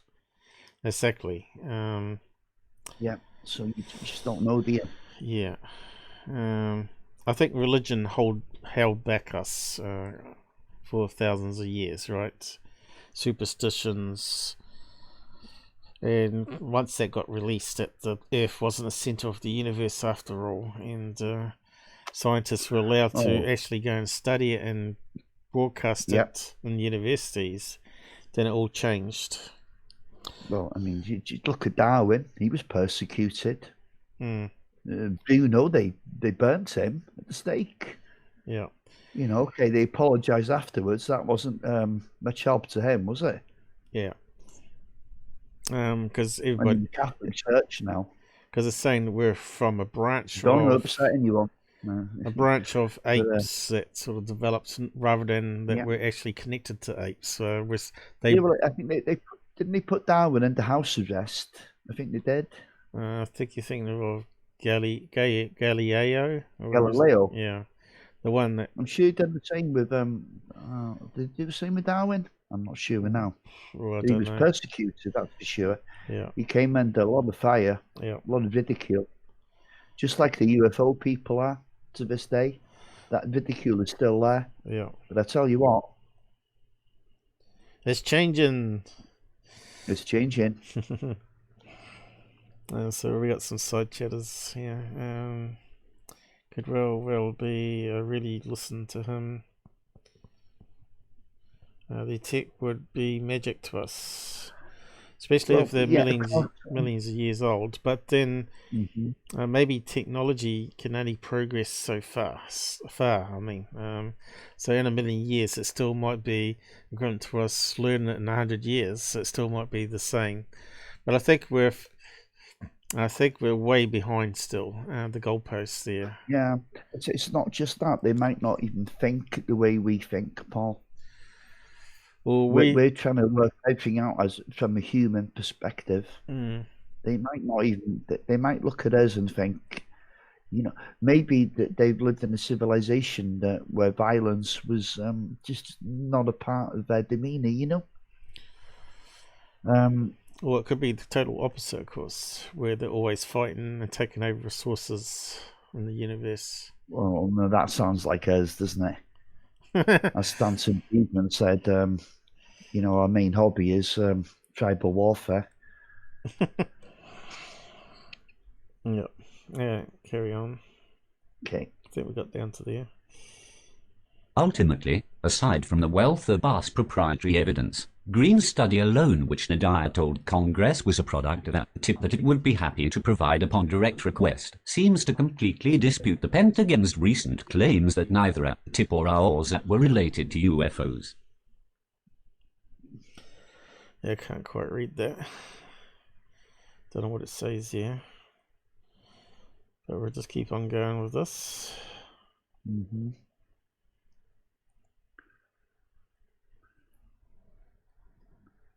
In an exchange of emails between GU, the Pentagon spokesperson, and Swedish researcher Roger Glassell, which were provided and published by research analyst Keith Basterfield, GU said AOSAP commenced in the fiscal year FY 2008 with a designated $10 million of funding. Since the bid solicitation wasn't issued until August 2008, we now know that GU was mistaken, and the program actually began in FY 2009, which began October 1st, 2008. In the same email exchange, GU indicated the first 26 technical reports were completed in late 2009, and an additional $12 million was designated in the FY 2010 Defense Appropriations Act for 12 additional reports. Editor's note: in the original email, GU indicated late 2008. It's assumed this was also said in error since BAS didn't receive the AOSAP contract until September 2008 and Green's technical paper is dated May 2009. From GU, after an OSDI review in late 2009, it was determined the reports were of limited value to DIA, and there was a recommendation that upon completion of the contract the project could be transited to an agency or component better suited to oversee it. Funding for the program at the DIA ended in 2012, and DOD elected not to continue the program after the work contracted under the FY 2010 DIA was completed. Indeed, every source Popular Mechanics spoke to for this story agrees the partnership between BAS and AOSAP had concluded by 2012.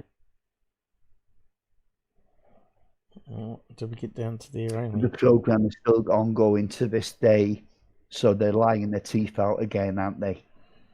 Yeah, and I know it pronounces it goo. Yeah, Goff.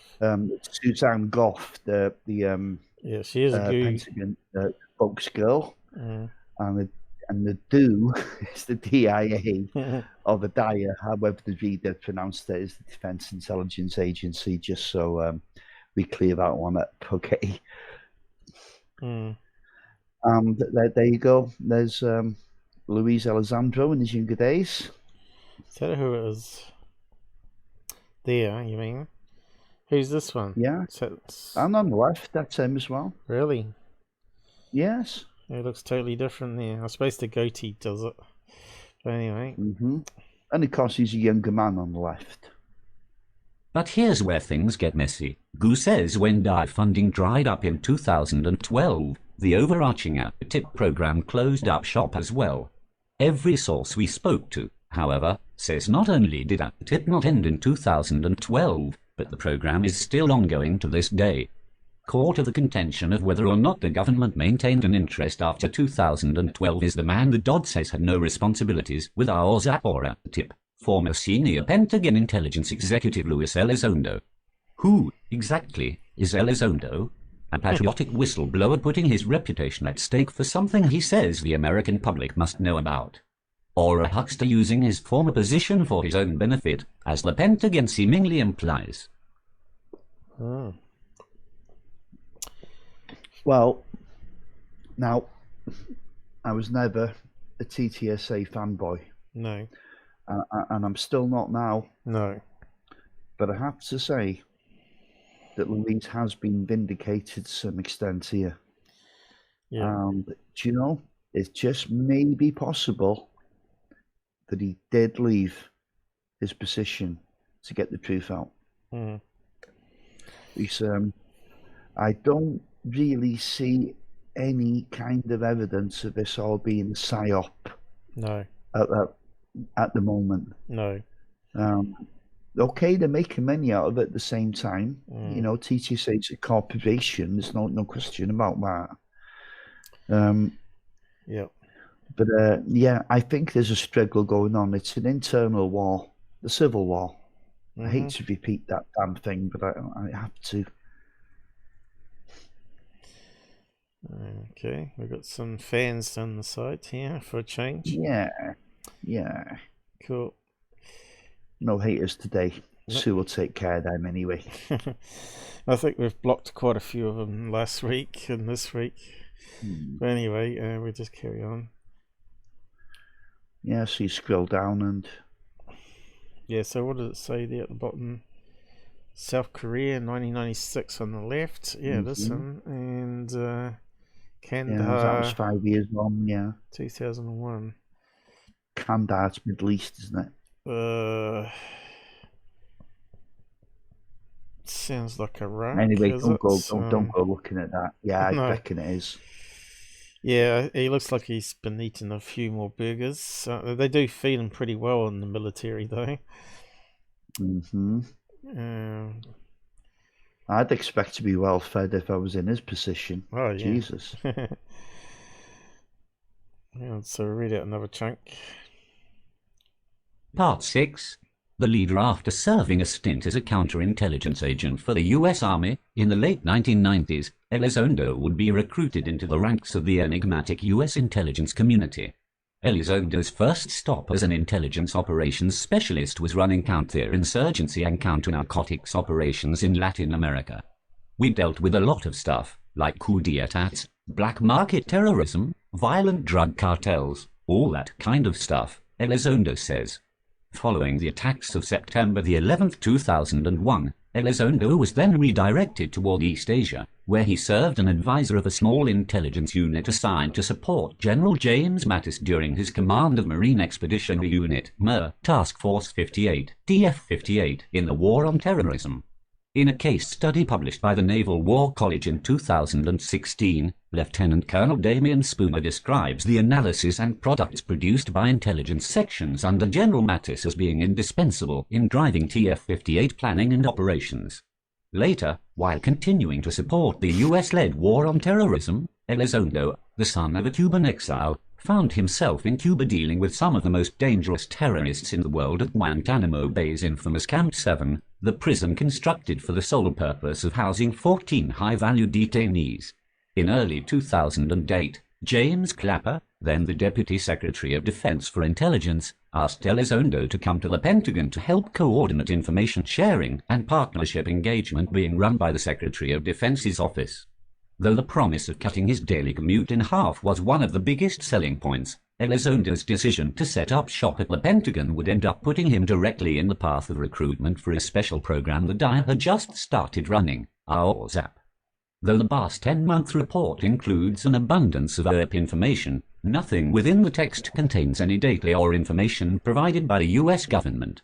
Conversely, there are a number of requests made by BAS for access to specific OEP information being held within the DOD and other US agencies. Sources say this is key to understanding how Elizondo entered the picture. If the BAS wanted access to info that I'm not saying does exist, but it might have been highly classified, you need someone who had the tickets to make sure the contractors weren't actually looking at Special Access Program SAP stuff thinking it was UFOs, says an intelligence official who is not authorized to speak on the record. Plus, the official tells Popular Mechanics, I'm not saying it was, but they might have been looking into something that was of significant interest to foreign advisories and a high-value target for espionage. Bottom line, you needed a counter-intel guy. Elizondo tells Popular Mechanics that he never wanted to be a part of that tip. However, as a senior official at ST with a background in counterintelligence, he found himself being recruited into the ongoing UFO effort. So basically he was headhunted, wasn't he? He had the right qualifications for the job. So they picked him out. Yeah.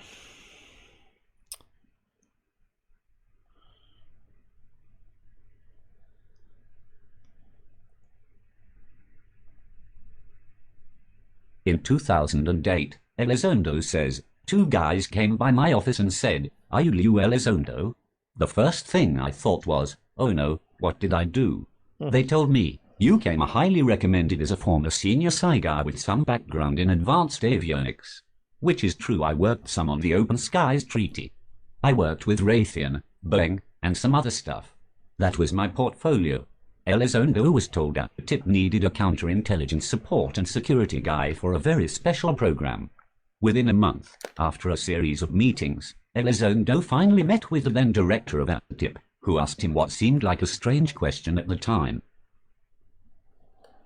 Yeah. So, you know, the only way this could go wrong would be if the likes of Luis Elizondo and you know, all these books, Chris Mellon and so on, are trying to use UFOs as a cover for some breakthrough, the new breakthrough we have in technology. The whole Nimitz thing could have been maybe highly advanced drones. But you know what? I'm starting to think now, no. No. I think it might have been multiple events, drones as well as... possibly. I think the drones were used for a cover-up, a bit like a Phoenix Lights flare thing that happened, you know. That's my gut feeling, because I think there was something that came out the water for sure. And the drone swarm was there as well, to try and confuse the jet fighters trying to find out what it was, right? So I'm always in two mindsets. A cover story. Oh God, Paul, it pays to be skeptical. It's not good to just fall for everything just because you want to believe in something, you know? But when you got two events, it always makes it very hard to verify the alien craft's real, because of all the other stuff that's been thrown in. So yeah, the more and more I hear about it, the more and more, you know, I sort of flip-flop from side to side on, is it all aliens or not? You know, that's understandable. I think it's like, it's not black and white, but it's grey, you know, grey aliens. So it's always the term I use. But at the end of the day, it's something anomalous going on, isn't there? I mean, it's overwhelmingly obvious. What it is, where it comes from, what its intentions are, its motives, etc. Well, we don't really know. But, oh my God, we try. So when does it go way back into the Middle Ages or what? Or did it all happen in I think 1940s? I think they've been here a long time. Could it be that the atom bomb Uh, somehow opened up a portal to this other world? I think there was a big escalation in sightings Yeah, from 1945 onwards. yeah. I always thought maybe And, the atom bomb somehow could send energy into a Absolutely. interdimension, which may have done some damage in there, Bang on, Paul. and they want to stop it. Stop it happening again. But anyway, good for a sci-fi movie. I don't know why there's not a lot of sci-fi movies on all this sort of stuff, because there's a lot of good ideas. Yeah, but this isn't science fiction. This is happening. Yeah, but I'm just saying some of the sci-fis on movies have been really bad. There's a lot of good ideas in ufology here that if they got into it, they'd have a good script. What do you think about UFOs? Elizondo was flummoxed. I was like, what the hell? I thought it was a test or something. So I told the truth. I don't think about UFOs. I don't know if they're real or not. I don't think about them. I'm too busy trying to catch terrorists and bad guys. Elizondo's ambivalence was evidently exactly what those running the program wanted to hear. Soon enough, Elizondo joined that tip. Seriously, for a while, I still didn't know if it was a test, he says. It wasn't until I started examining the security posture of the portfolio that I suddenly realized these things are really unidentified. Also, you probably have Jan Hassan from the CEO of MUFON saying, I told you so, because he said he's the real deal, this guy, Lewis. Well, put this way, even John Greenwald has taken a backward step. And he said that himself. He says, do you know what? Now, I just don't know. Yeah. He said, my mind was made up. Yeah. He didn't actually say this, but he was convinced that TTSA and Luis Elizondo were all, they were just trying to hoax the community, the UFO community, But now he's taken a step back and said, wow, now I just don't know. And another thing he said is, just when you think you know everything, this UFO world catches you out. Because you have to admit, in the past, when the UFO community has come across the intelligence community, it's ended in tears.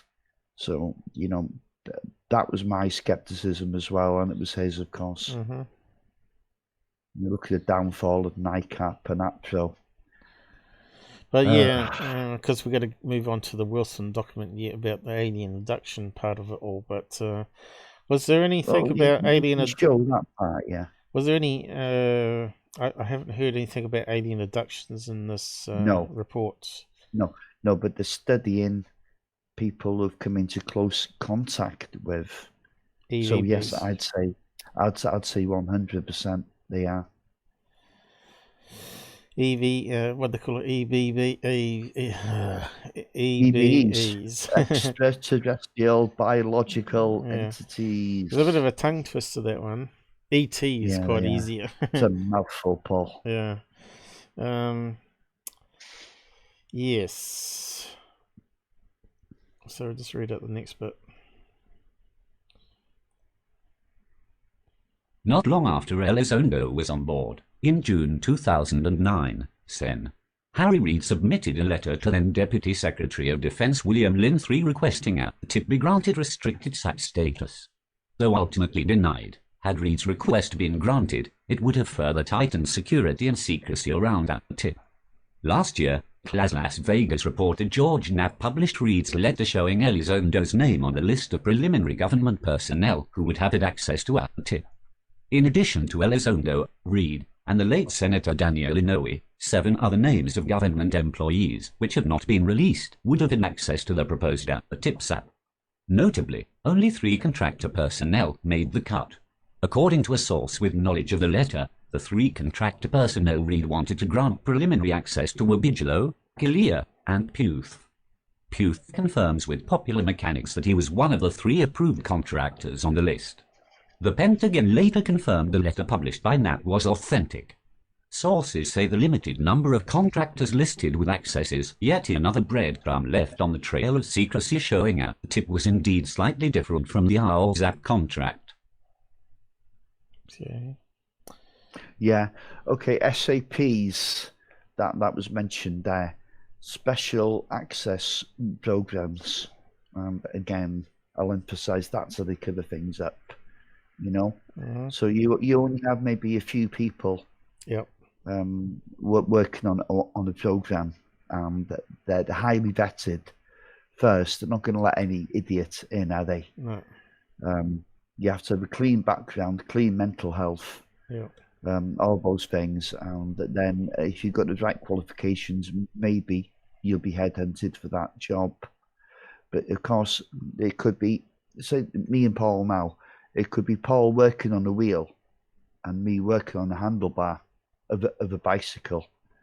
But I can't tell Paul what I'm doing with the handlebar, and Paul can't tell me what he's doing with the wheel, and that's how they keep things secret, you see. I think they break it up a wee bit smaller than that. So, someone makes the spokes for the wheel, you know, and that's all they make, these rods, and they don't know what they're for. Yeah. I'm just trying to make it as simple as possible for people. They actually happened during Saddam's, before he went to war. Remember the thing about the big gun? There was a guy, I can't remember what his name was, but he built this massive gun to be able to shoot payloads into space. And they were trying to do it for a while, and then the funding got cut, and he was really peed off. So he went to work for Saddam Hussein, building this big gun where they could fire it into Israel, pretty much. Would simply go into low orbit and then come back down. They did manage to build it. They called it the minigun, which went a few miles, quite a few miles. I can't remember how many it was now. But there's a movie about it, about the big gun scientist. But they believe that the Israeli, what do you call it, Mossad, killed him. Okay. Yeah. It's a good movie. I can't remember what it's called now. It's well worth checking out. Mossad, a fantastic anti-terrorism organisation. I have to say but that. Speaking of no choice. But what he did is he got a lot of the companies all around the world to build these big pipes, which is part of the gun, telling them that it was for the oil industry, and of course in Middle East there's a lot of oil there. And they all of them were a wee bit suspect, but the government was spying on it all, and were just tracking it all to see where it was all going. I suppose they didn't want to stop it because they probably wanted to know if it was actually going to work, I suppose, themselves. But I'm surprised they didn't carry on the research on it. Apparently it gets very hot when you fire the big explosive and it goes through the pipe. You have to replace the inside of the pipe from the compression wave, because and then it had multiple explosions at various points to push it more speed. But I know they were trying to do that with like a rail gun, using magnetics, and it like an electromagnetic train. It was going across the rail through the barrel, and then it shoots off into space. I know they were trying to muck around with that sort of stuff as well. Interesting. I probably should cover it in a live sometime. Right. According to multiple sources, including individuals working within the Pentagon and confirmed by Elizondo in 2010, when the DIA cut off funding for a TIPS contract, a DIA program manager asked Elizondo if he would keep the UFO project running. "I wasn't a DIA employee," Elizondo says, "so I'd have to run it wearing my OSD hat at the Pentagon. We all agreed this was the best thing to do, so that's what we did." By all accounts, Elizondo was now bootstrapping a tip from the ST, meaning he added the program to the list of his existing intelligence portfolios. Popular Mechanics has learned the post-Bass era that the tip was an even more closely guarded program and consistent with how highly classified intelligence projects are conducted.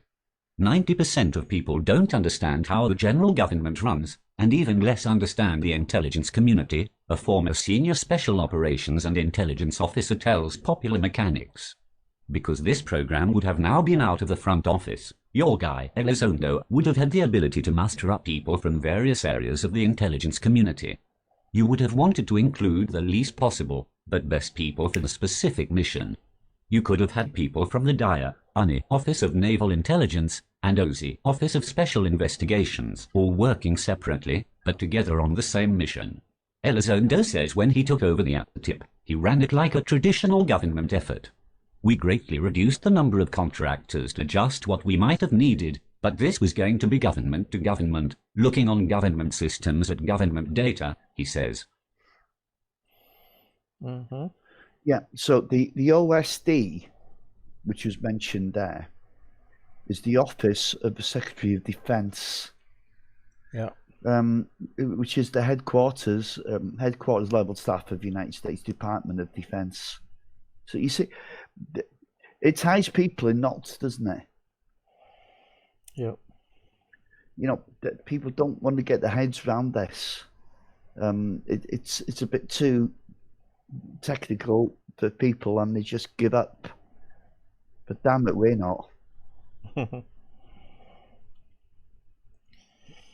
Alright, just read out the next bit. Sure.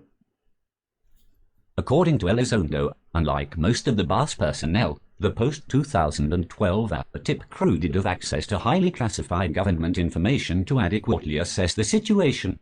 While the Pentagon denies that tip continued after 2012, Elizondo says the post-BAS tip was not unsanctioned, and not just a group of government UFO enthusiasts. Very, very few people in the building knew what we were doing, but the front office, Office of the Secretary of Defense, was in the loop, he says. Popular Mechanics has learned the UNI was one of the major backers that wanted to see tip continued, which sources say is why the Navy has been so willing to take the most public lead on the issue today. Elizondo's critics have repeatedly asked an important question: if tip was such a secret program, why is Elizondo now talking about it publicly? By denying tip's status back in 2009 and not ever officially blanketing it under a security classification, Popular Mechanics has learned that the government effectively allowed for the program itself to now be discussed. There's a lot they can't talk about, like sources, methods, etc., but the program itself is unclassified and fair game for public disclosure, a source with knowledge of the program tells Popular Mechanics. Elizondo confirms this is correct. I've never once violated, nor am I willing to violate my security oaths, so anything I've discussed is indeed unclassified, he says. In one of Elizondo's employee performance evaluations, which Popular Mechanics obtained, it lists his primary mission goals as managing and administering information, access controls, and security of national-level SAPs for the Secretary of Defense. Elizondo confirms his position allowed him access to the most highly secretive and reclusive programs being run by the US. The stuff we were seeing was truly unidentified. It wasn't related to anything we were doing, he says.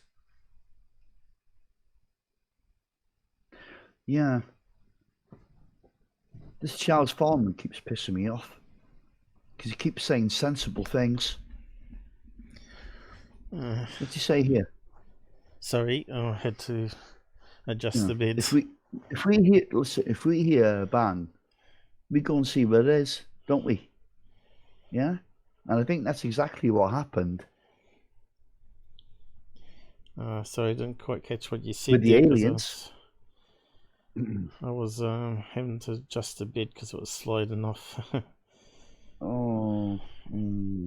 It was cracking me a neck ache, so I had to change it. Oh God! What, you want a kiss or something? I want no neck pain, that's for sure. But yeah, I know. You know what that's about. Oh God! Don't go there. It's awful. Trapped nerve. Jesus, worst pain in the world. I know. For a being that's meant to be created by God, he certainly made a lot of design flaws, didn't he? Flipping heck. Yeah. In October 2017, Elizondo resigned from the DOD to join former Blink-182 frontman Tom DeLonge's UFO research group to the Stars Academy of Arts and Science, which would soon release the Navy's Flyer 1 video to the world and probably kick off an ufological renaissance. Elizondo now works as the company's Director of Global Security and Special Programs. Why did Elizondo leave his government job? because he realized the Pentagon's top brass would never treat Earth with the importance they deserved. A senior Pentagon official tells Popular Mechanics they were aware that Elizondo briefed a White House intelligence aide and 2 senior aides to Mattis, then the Secretary of Defense, in the spring of 2017. The official, who is not authorized to speak on the record, says the White House aide was uncomfortable with the prospect of UFOs being real. To their knowledge, the White House aide did not pass the information along. The aides to Mattis, meanwhile, acknowledged UFOs were a real issue, but they were concerned with the political optics should it ever come out that the Secretary of Defense had been briefed about them. Elizondo confirms the accuracy of these accounts. I resigned only after multiple attempts to brief the Secretary of Defense failed, he previously told Popular Mechanics. I think Suzanne Goff is going to probably become one of the most hated people ever. Oh dear. It's kind of funny in a way because the worm's turn, doesn't it? Yep, it does indeed. I think you're a lot louder than I am at the moment, but we'll see how it goes. Yeah, you sound a bit lower than me. Finally, while the Pentagon has denied APTIP's existence after 2012 and that Elizondo was never involved in looking into UFOs, Popular Mechanics has obtained documentation that seems to unambiguously show APTIP was active after the closing of the Barsal-Zap contract. Elizondo was running this extension of APTIP, and the efforts to examine UFOs are still currently underway. So what's that say? Yeah, guidance to you and me. Look at liberty of drafted a memo. Helps you better assume the new responsibilities for ATIP at your convenience. Please review. It's very short on purpose. And let me know if you want to meet on it. Is that an email? A memo? Memo, it says. Anonymous, it says down the bottom. Yeah. Oh, we got down to the end, have we? Just one paragraph left. Yeah, we're pretty much there now. Oh no, there's another chunk. Just read that. Oh yeah, there's quite a bit, but it's we're getting there. Though the documents were unclassified, they contained sensitive information, and the person sharing them did so only under the guarantee that Popular Mechanics would not make them publicly available. The person said they only were willing to share the materials to support Elizondo's claims, which they say had been unfairly challenged over the last 2 years. The individual, who is not a government employee, did approve the release of a small section from one of the documents showing the changing of responsibilities before Elizondo left the DOD. Okay. The DOD, Department of Defense, not the DOD. Right. So let's think about this. If he's not government, who is he? Don't play that yet, Paul, please. I'm not. Who is he? Let's think about this. Where could he come from? Because he's got access to these documents. And he's handed over a document. So where's he come from? I think he has to be Bass. I think he has to be a scientist. Yep.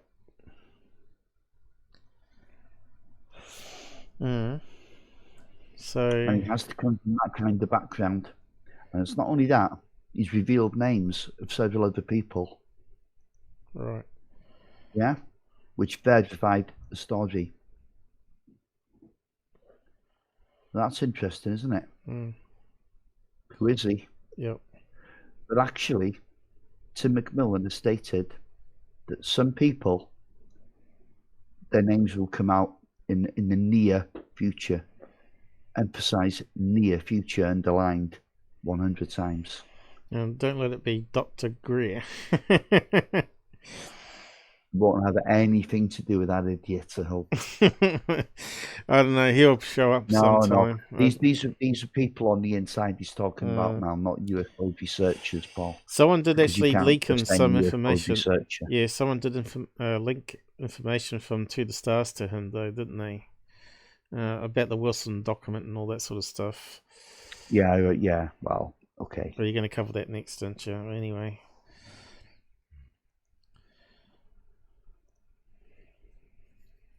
Part 7, The Unknown. In June 2019, the Office of Sen.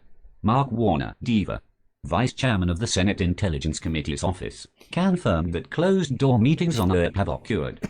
More recently, last December, when asked by Conway Daily Sun reporting Damon Steer about the Navy-Earth encounters, recent presidential candidate and current member of the Senate Select Committee on Intelligence, Sen. Michael Bennett, was cautious in saying he wouldn't share anything he'd learned on the Intelligence Committee. However, Bennett said, "Our guys are seeing stuff that's unidentified. They don't know what it is. I don't know what it is. We're trying to learn more about it. The Air Force is trying to learn more about it." Popular Mechanics has since learned in October 2019, staffers with the Senate Select Committee on Intelligence and the Senate Armed Service Committee were briefed on current Earth issues.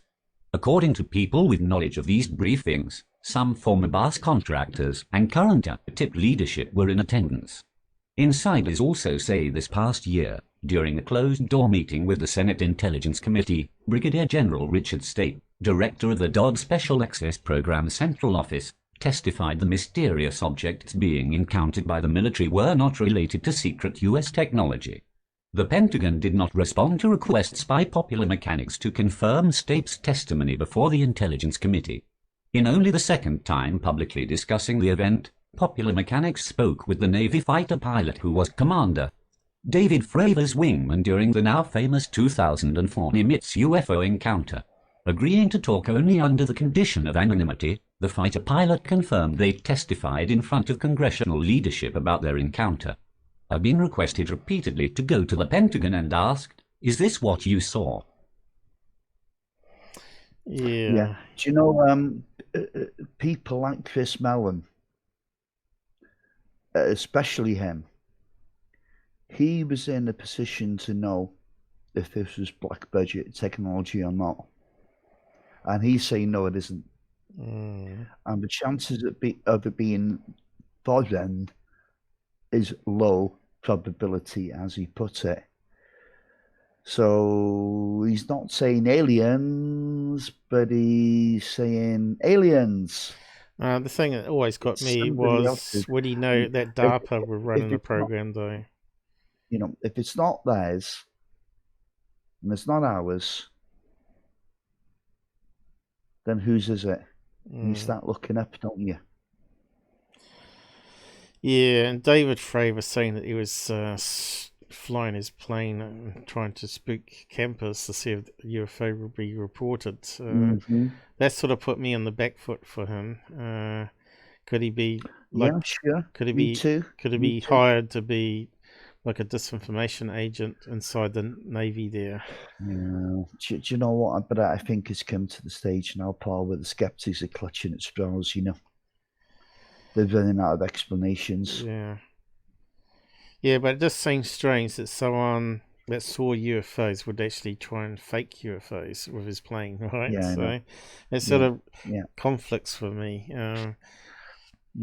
But maybe the only conflict for me was why he doubted that, you know, the people like Kevin Day and co.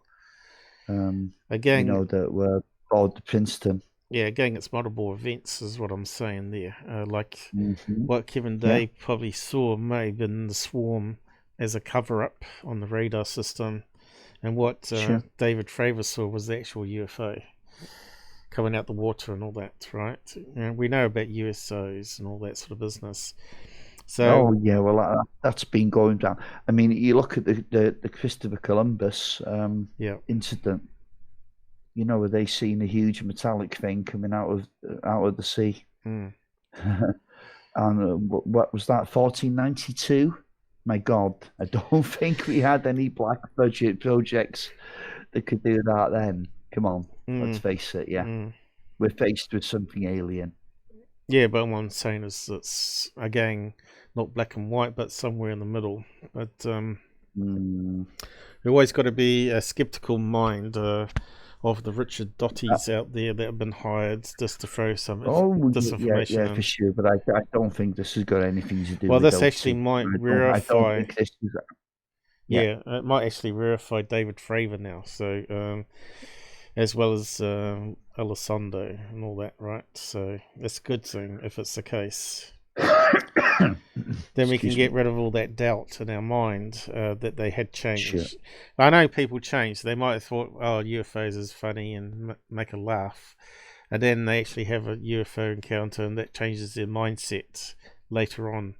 So it's happened with us, you know. More and more we're looking at, more or less we get less skeptical about stuff. But yeah, you got to keep looking at all the real cases out there, and a lot of them don't have video footage, of course. A lot of it has credible people, witness I accounts. reckon they've got some damn good gun camera footage out there, you know, that we're just not privy to, you know. Yeah, especially since 2000 and probably 10, I'd say, when the HD cameras took a leap in technology, megapixels and all that. I bet they got it on the camera pods for sure.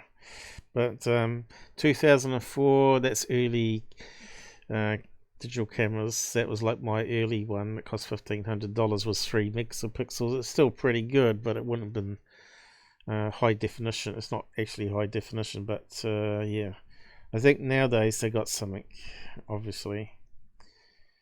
And of course, those early cameras where they used to 16 millimeters, they're equivalent to 4K quality images. So if they filmed this UFO shooting off the nose cone of a missile test, right, which apparently, what was that guy's name? David Jacobs? Was that the name? Robert Jacobs. Bob Jacobs, yeah. Said that it actually happened and they took away the footage. That would be like... Oh, you can find his interview. The telescope they were using... It was known as the Big Sur incident. Yeah, but we've seen the truck-sized telescope thing they were using to film it, and you can bet that's going to... Jesus, man, it was as big as a lorry. Yeah, you can bet they got decent quality back then, even on that old equipment there. I'd like to see that footage myself. See what it looks like. It's there somewhere. Or burnt. Part 7. The Unknown. In June 2019, the Office of Sen.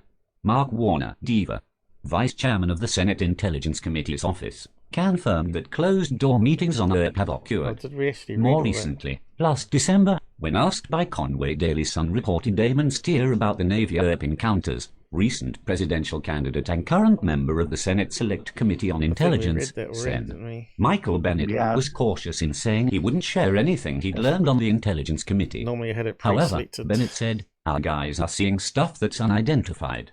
They don't know what it is." It's alright, doesn't matter. Recap. During a series of email exchanges, Popular Mechanics provided specific information to GU, the Pentagon spokesperson, in an effort to see if this might influence the DOD's current position. Initially, GU said she would examine the information and see if she could provide a statement in response. However, GU has not responded to repeated follow-up requests from Popular Mechanics. It would be hard to argue that either the military or the public got their money's worth. On its own, the evidence showing the Pentagon is interested in UFOs is unlikely to change the minds of many who are skeptical of the idea that mysterious, apparently intelligent, and possibly otherworldly objects might be buzzing around the skies above Earth. The whole contracting process for this program was irregular from start to finish. Stephen Aftergood, director for the Federation of American Scientists Project on Government Secrecy, tells Popular Mechanics. The AOZAP contract sounds like it was a good deal for the contractor. But it would be hard to argue that either the military or the public got their money's worth. Meanwhile, William Culbreth, an engineering professor at the University of Nevada, Las Vegas, who authored 2 of the 38 technical papers provided in the AOZAP contract, offers a different opinion. He says he was unaware of the UFO background of AOZAP, but very familiar with Bass's UFO interest. "I had some graduate students who worked for Bass during that time, and I know Bidula has an interest in the topic, but no one mentioned anything about UFOs when they asked me to write the papers," Culbreth says. Regardless of where the underlying motivation may have come from, Culbreth says his work on the 2 papers, detection and high-resolution tracking of vehicles at hypersonic velocities and aneutronic fusion propulsion led to his examination of new approaches to nuclear propulsion technology, which might not have been inspired otherwise. But it seems that RSAP, just to recap on this now, Advanced Aerospace Weapon System, application program was basically studying every damn thing.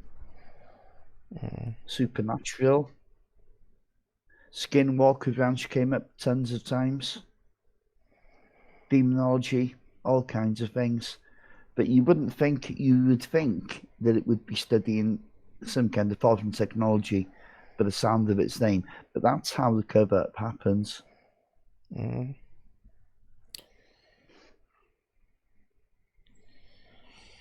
Yep. Unfortunately, as the side chatter was saying about UFO man putting up a lot of crappy UFO videos, which are not UFOs. That's the thing, is UFO field is not sensational, great video footage of UFOs. That's the problem, and all that sort of just puts noise in the system. A lot of it's like what we do. It's the long, boring, reading through all the documents and seeing what connections there are and what people names are being quoted a lot. And yeah, they don't have like video footage, but obviously even this document didn't come with video footage, but it would have come with some few snapshots of UFOs that we haven't seen before. So yeah, well, Tim McMillan said there was a lot of shots, there was a lot of photographs that were from South America. Yeah, so it'd probably be what we looked at, probably some stuff that we never got to see. Oh yeah, exactly. Yeah, but I'm pretty sure the way he explained it, where there was injuries to people, and he said it was quite disturbing. It sounds very much like the Calabas incident, you know. Yep, sounds like it. And I don't know. I'm trying to read between the lines here a little bit, you know. Well, we read that Bigelow bought all the information in a document from the South American government, wasn't it? On all of it, paid quite a lot of money for it. But that TV show, Contact 2019, was it? Claims that they managed to get hold of the documents, but it's all in Spanish, of course. It had to be translated. But I don't recall any photographs of UFOs being in it on the show, but I might be wrong. But if there was, no, there was some photographs, but they were a little bit light, blurry in the sky, you know. But of course, they may have access to it may be high quality. I don't know. It may have been like a photo copy of the photographs, which is really poor quality. And I don't think they'd have been studying them if they felt they were photoshopped or anything like that. No. I'm saying not Photoshop, photocopied. It slipped out Photoshop. Oh, yeah. So they got a second-hand copy of it, which the photographs wouldn't look so good. But maybe he's got the original copy from Bigelow there that he saw in that 400 pages. May have been part of it included into it. But yeah, when it gets published, if it ever gets published, we might know what's going on a bit better. But I think there's a storm coming. Maybe they'll give in. Maybe it will be disclosure this year. Fully disclosure, I mean. No, it won't be fully. Stop being skeptical. We're looking into these propulsion technologies today, and this area alone led to several of my students pursuing PhDs, who I don't think otherwise would have, Culbra says. With the wealth of data collected by BARS, and almost assuredly more information being gathered by a tip, it raises the question, is the Earth issue being closely guarded because we don't believe it's real, or because we're afraid we can't understand it? Mick West, the author of Escaping the Rabbit Hole, How to Debunk Conspiracy Theories Using Facts, Logic, and Respect, suggests the public availability and confirmation of rigorous empirical studies by a tip could change the entire UFO dynamic. It would be fantastic if there was some good evidence of something new to science. So far there isn't, he tells Popular Mechanics. While he faces considerable angst for trying to debunk UFOs, West says he'd be as thrilled as anyone else if he was able to actually come across something that was truly unexplainable and unknown. There's no hard feelings, he says. I understand people are passionate, especially experiencers. Yeah, West. well, of course, Mick West's reputation is Toast. well, his whole reputation has been damaged with this article. He's got a stance, and he's holding strong with it. But I think he's on the back foot now. I think all debunkers are on the back foot now. I don't know. The seagull one probably, but the seagull, the thermal ones. What does he want to do? Land on his shoulder and shit on his head. I was about to swear then, but anyway, yeah, come on. The guy's a plonker. No, the thermal images are still could be a distance plane. They might be, you know. Yeah. Sure. He does some good work and stuff. You know what I mean? But he lives in his own little box, doesn't he? Do you know what I mean? He can't think out of that. Yeah. So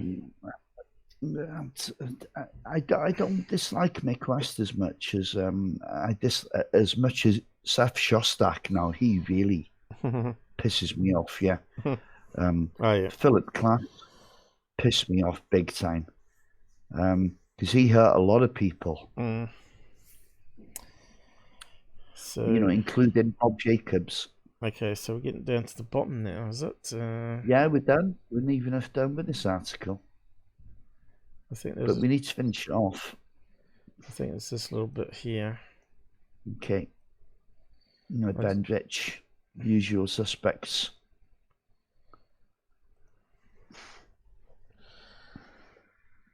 Conversation he had with Ben Rich, the former director of Lockheed Skunk Works and the father of stealth.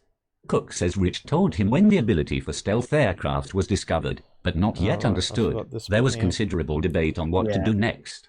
Do you put a bunch of money into developing something and end up not being successful because you don't understand it, or do you table the entire idea until... Try that again. So was this a matter of the government discovering something it didn't understand, and therefore opting to avoid it altogether?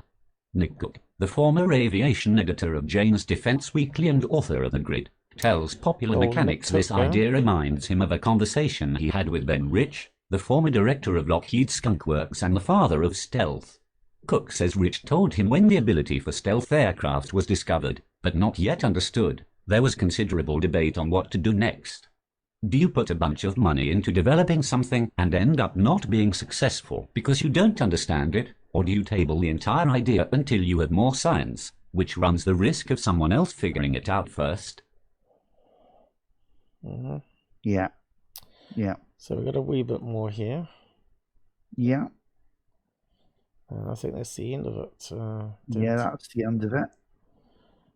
Yeah, it looks like it. Well, come on, with the own child to have done it. Yeah, you know, had to be done. And commentary as well, yeah? Yeah, we're coming up to 2 hours and 40 minutes too. But we did do a lot of talking. Yeah, well, I mean, okay, we've got Chris Mellon to With go. stealth technology, the US military ultimately made a decision to move forward, which led to the development of the world's first stealth aircraft, the F-117 Nighthawk. I guess it would depend on how wide a knowledge gap you thought there was and how high was the risk for success, Cook says. Could I see how something could come up, and the decision would be made to tuck something away like the final scene of Raiders of the Lost Ark? Yes, I could see how it could be possible.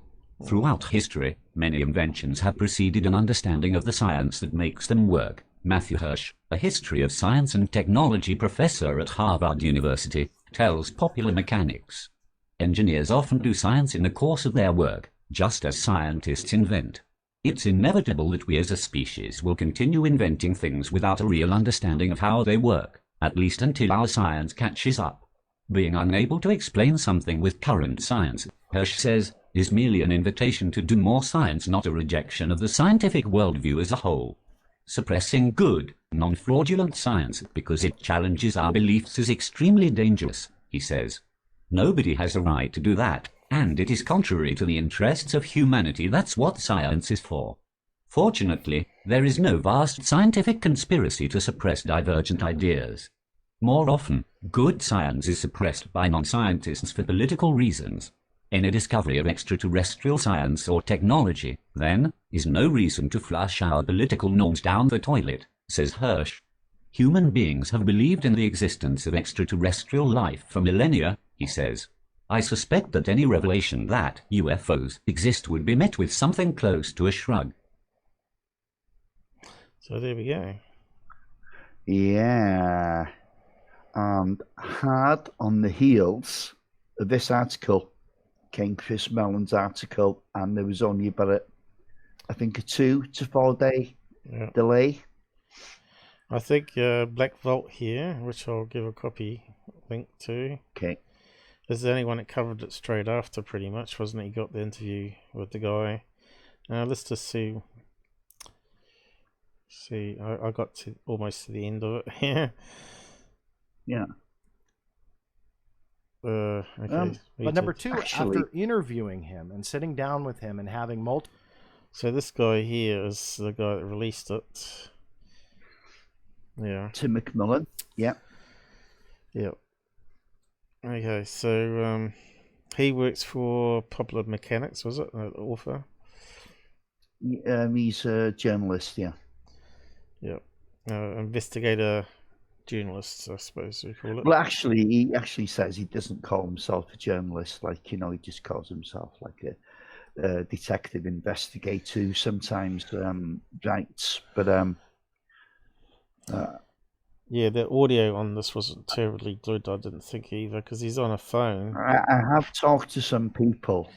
I won't drop names, but I've talked to some people in the UFO field that feel that he's a little bit untrustworthy with what you tell him.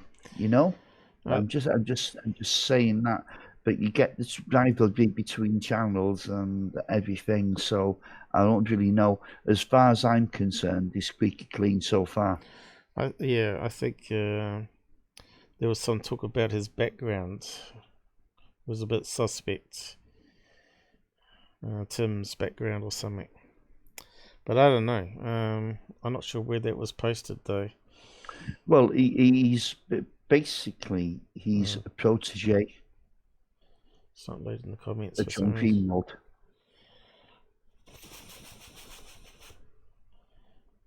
Yeah. I'm not sure what other people were saying since. There wasn't too much talk about aliens, though. Only at the Skinwalker Ranch, I noticed on the interview. Oh no! They're not gonna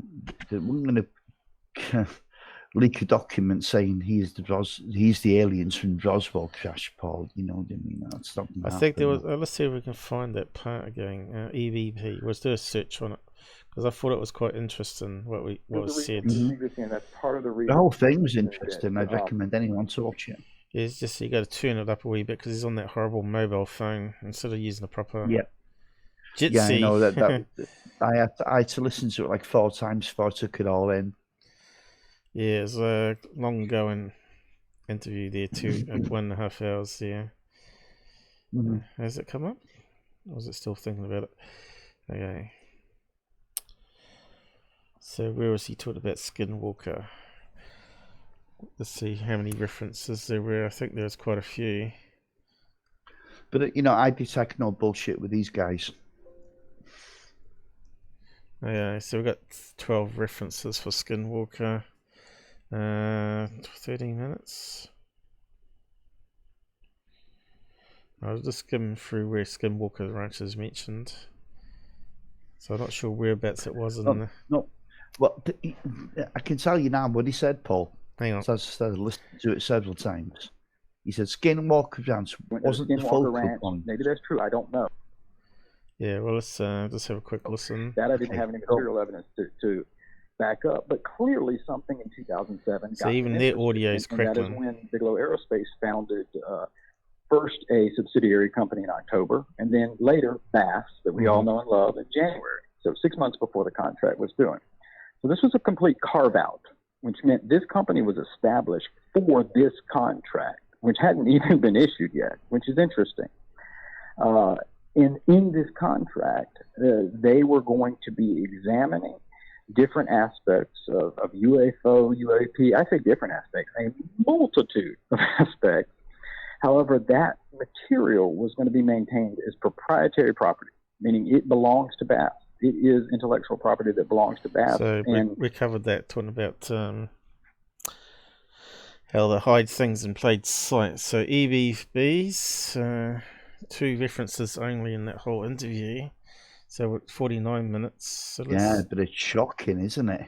So let's go back a wee bit there and just see what this is going to say.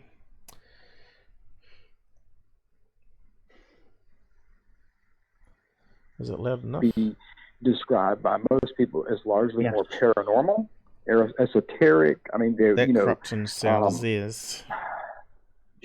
The word interdimensional was used. The word EBE came up. Okay, that caught me off guard. I was expecting you to say no. So you're saying that in addition to UAPs, that 10-month report went into much else? Yes. Interesting. Yeah. I had no idea that that answer was coming.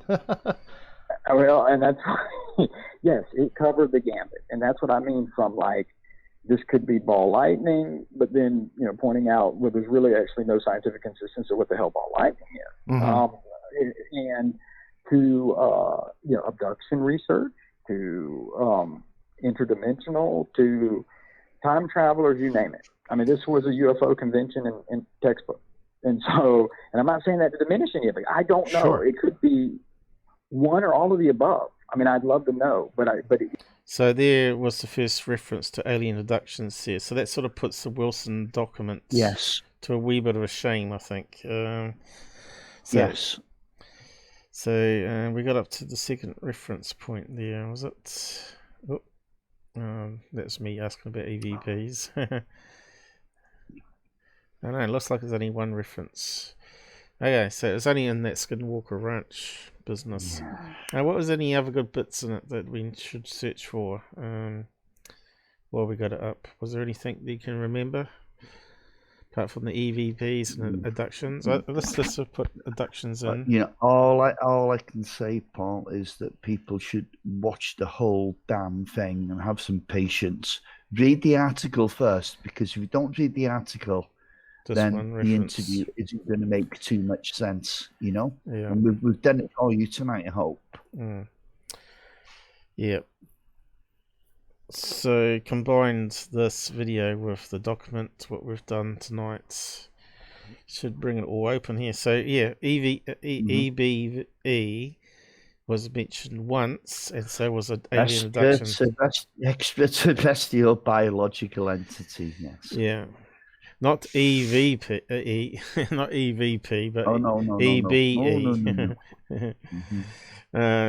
All these terminologies and paranormal and UFO. Still sounds the same. Have you do you have the at this stage now, Paul? You have that caption I sent you? Sorry? Do you have that caption I sent you? Yeah. So I'll just close that down there then.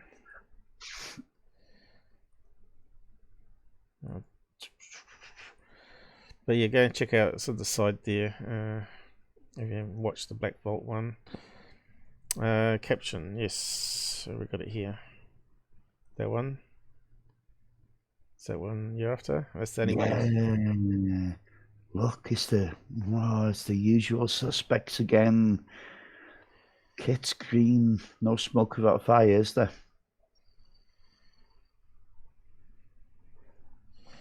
So what does it say? This is not the best to font. Okay, do you want me to Hypothesis 1.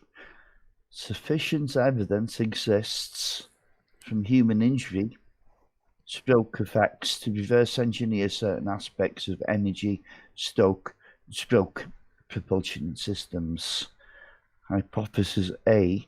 Case literature of anomalous CE, what's that, close encounters of the third kind, 2-4 events contain human injury data, and it is robust enough so that hypothesis B, the injury patterns are scalable and self-consistent, and hypothesis C, they can permit reasonable descriptions as to cause, effect, bandwidth of energies, and acute versus subacute injuries. Provide info for definitions. Wow. You can see how deep this study goes, can't you? That was taken from what, though? This 400-page document, is that what you're saying? Or was it like this is, I've got a load of crackling in my left ear, just on my left ear. I don't know why that is. I'm not hearing it here. Just when you touched it, then we could hear it. Whoa, it's gone now. I think you must have a loose connection. Nah, it's those nasty men in black. Yeah, but sure, it's interesting stuff. Look at it again. Take it in. Yeah. Interesting time ahead, I'd say. We'll see what comes out. We need to see some of these images, though. I think it's some of that footage that they've kept from us. So maybe something's going to happen. We'll see what happens. So what else we Paul, got? I tell you what, they're not going to give in without a fight, you know. We're fighting them. Yeah, but they're going to fight back. Just remember that, yes. And there's going to be people out there that seen stuff and heard stuff. And you know, at the end of the day, they're bigger than us, you know? Yeah. There's going to be military people that have recorded stuff and got it hidden and taken copies of stuff and got it hidden. Just waiting for the right time, you know, to release it all. I think that's probably what's going to happen. You know, just like when David Fravor come out, then all the rest of them sort of popped out the woodwork, right? Yeah. And he was going on about it, that they were after the limelight now. I think this is what's going to happen, you know. I honestly feel the walls of Jericho are going to fall this year. Well, we can hope. Or to a great extent, anyway. But I've left another link for you there, Paul. All right. Don't see it. And this is an interesting follow-up to the Popular Mechanics article. Where did you post it to? And hold on. You haven't hit enter. The answer button would help. I heard the enter key go. So we're a wee bit, few seconds behind each other here, but we're not doing too bad. If we pause for 5 seconds, then we can jump in without talking over each other. But it's very hard to keep that in mind because you kind of think the person's in the room with you. But I'm at the bottom of the world. You're at the top of the world. So it's amazing technology, really, that we're using today. Hey, we can't complain, can we, Paul? Oh, we can complain. They'll only get better, maybe with the Starlink SpaceX satellite system, right? Instead of using cables underneath the sea, I don't know. But anyway, I suppose it transmits between satellites as well as downwards somehow. So what do we got here? A Threat Unmet by Christopher Mellon. This is Christopher Mellon. Yeah. And it's kind of strange timing that it came hard on the heels of that report by Tim McMillan. And this is what I've felt for years, you know, that these guys are just burying their head in the sand like an ostrich. Go. Okay.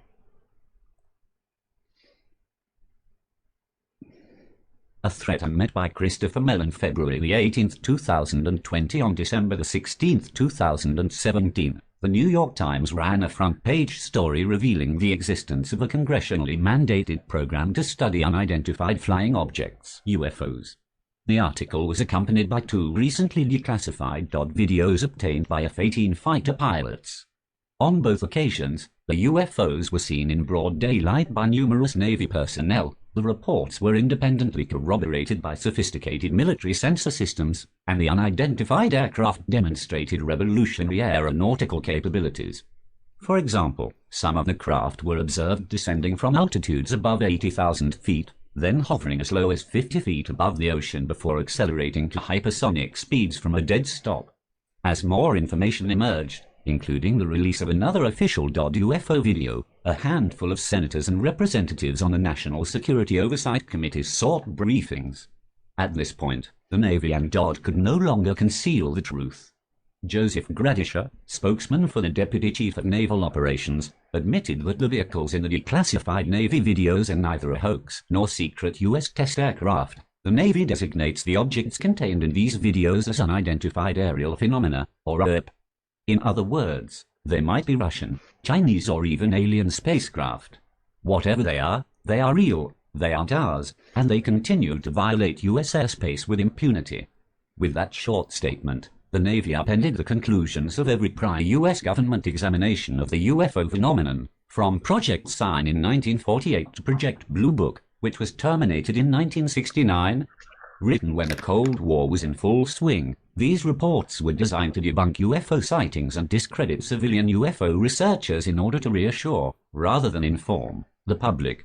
It is hardly surprising, then, that despite hundreds of cases defying explanation, the Air Force concluded there was no evidence of developments or principles beyond the range of modern scientific knowledge, and that no case reported, investigated, and evaluated by the Air Force has ever given any indication of threat to our national security.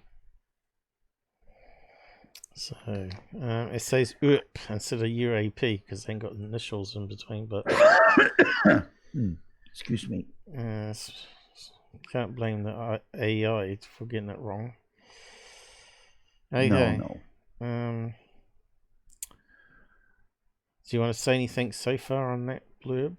Or we carry on reading? Well, it's... Carry on reading.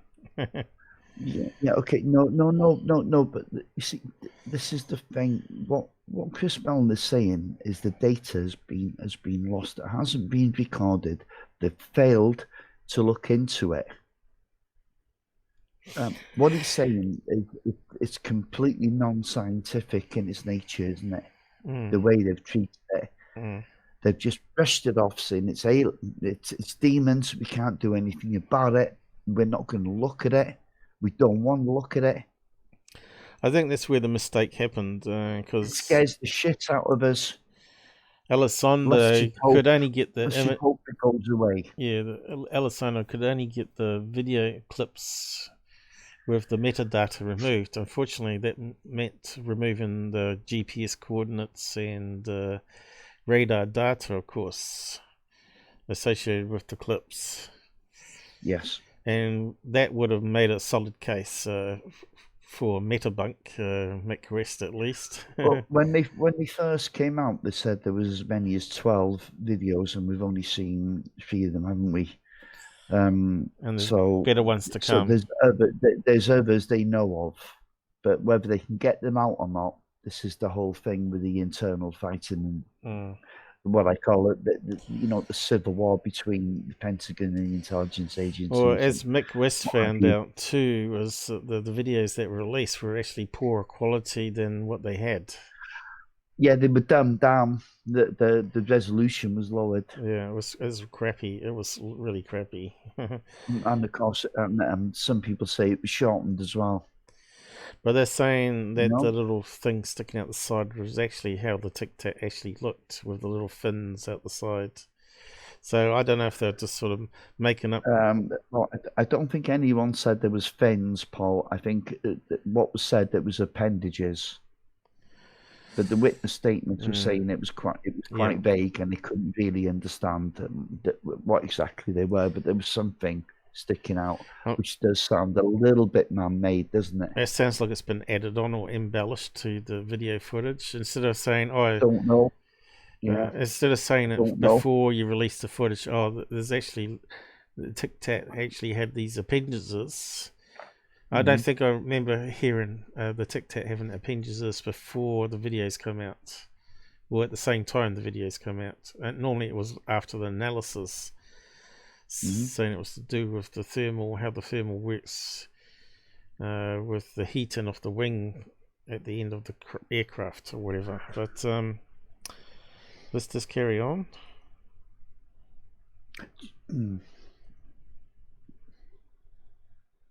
The only scientist assigned full-time to Project Blue Book, astronomer Alan Hynek, expressed his contempt for these findings, calling the project's statistical methods nothing less than a travesty, and the attitude and approach within Blue Book illogical and unscientific. It is now obvious that the stigma the Air Force sought to create worked only too well, causing most U.S. military and intelligence personnel to conceal rather than report UFO alerts, a process of self-blinding that resulted in decades of lost data. The evidence provided by DOD videos and radar is vital for intelligence analysis, yet there is nothing more compelling than meeting the Navy pilots and hearing their stories firsthand. In my conversations with CMDR, David Fravor, his excitement was palpable and contagious, as were the fears of his anonymous female wingman when she described the surreal manner in which the alerts seemed to defy the laws of physics, tumbling through nonsensical angles to maintain a dominant position vis-à-vis Fravor's F-18. Internet talking heads like to cast doubt on these accounts, proposing spurious theories of ghost aircraft lacking transponders lurking in restricted DOD airspace. Clearly they have not interviewed the pilots and radar operators who encountered these objects at close range. Had they done so, they would find no ambiguity, doubt or confusion. Fravor's wingman told me, and Fravor agreed, we didn't stand a chance against it. I cannot imagine Navy F-18 pilots saying that about any Russian or Chinese fighter. These sobering words from badass Navy combat pilots should be taken to heart by DOD officials and Congress. They certainly don't like Mick West, do they? No, they don't.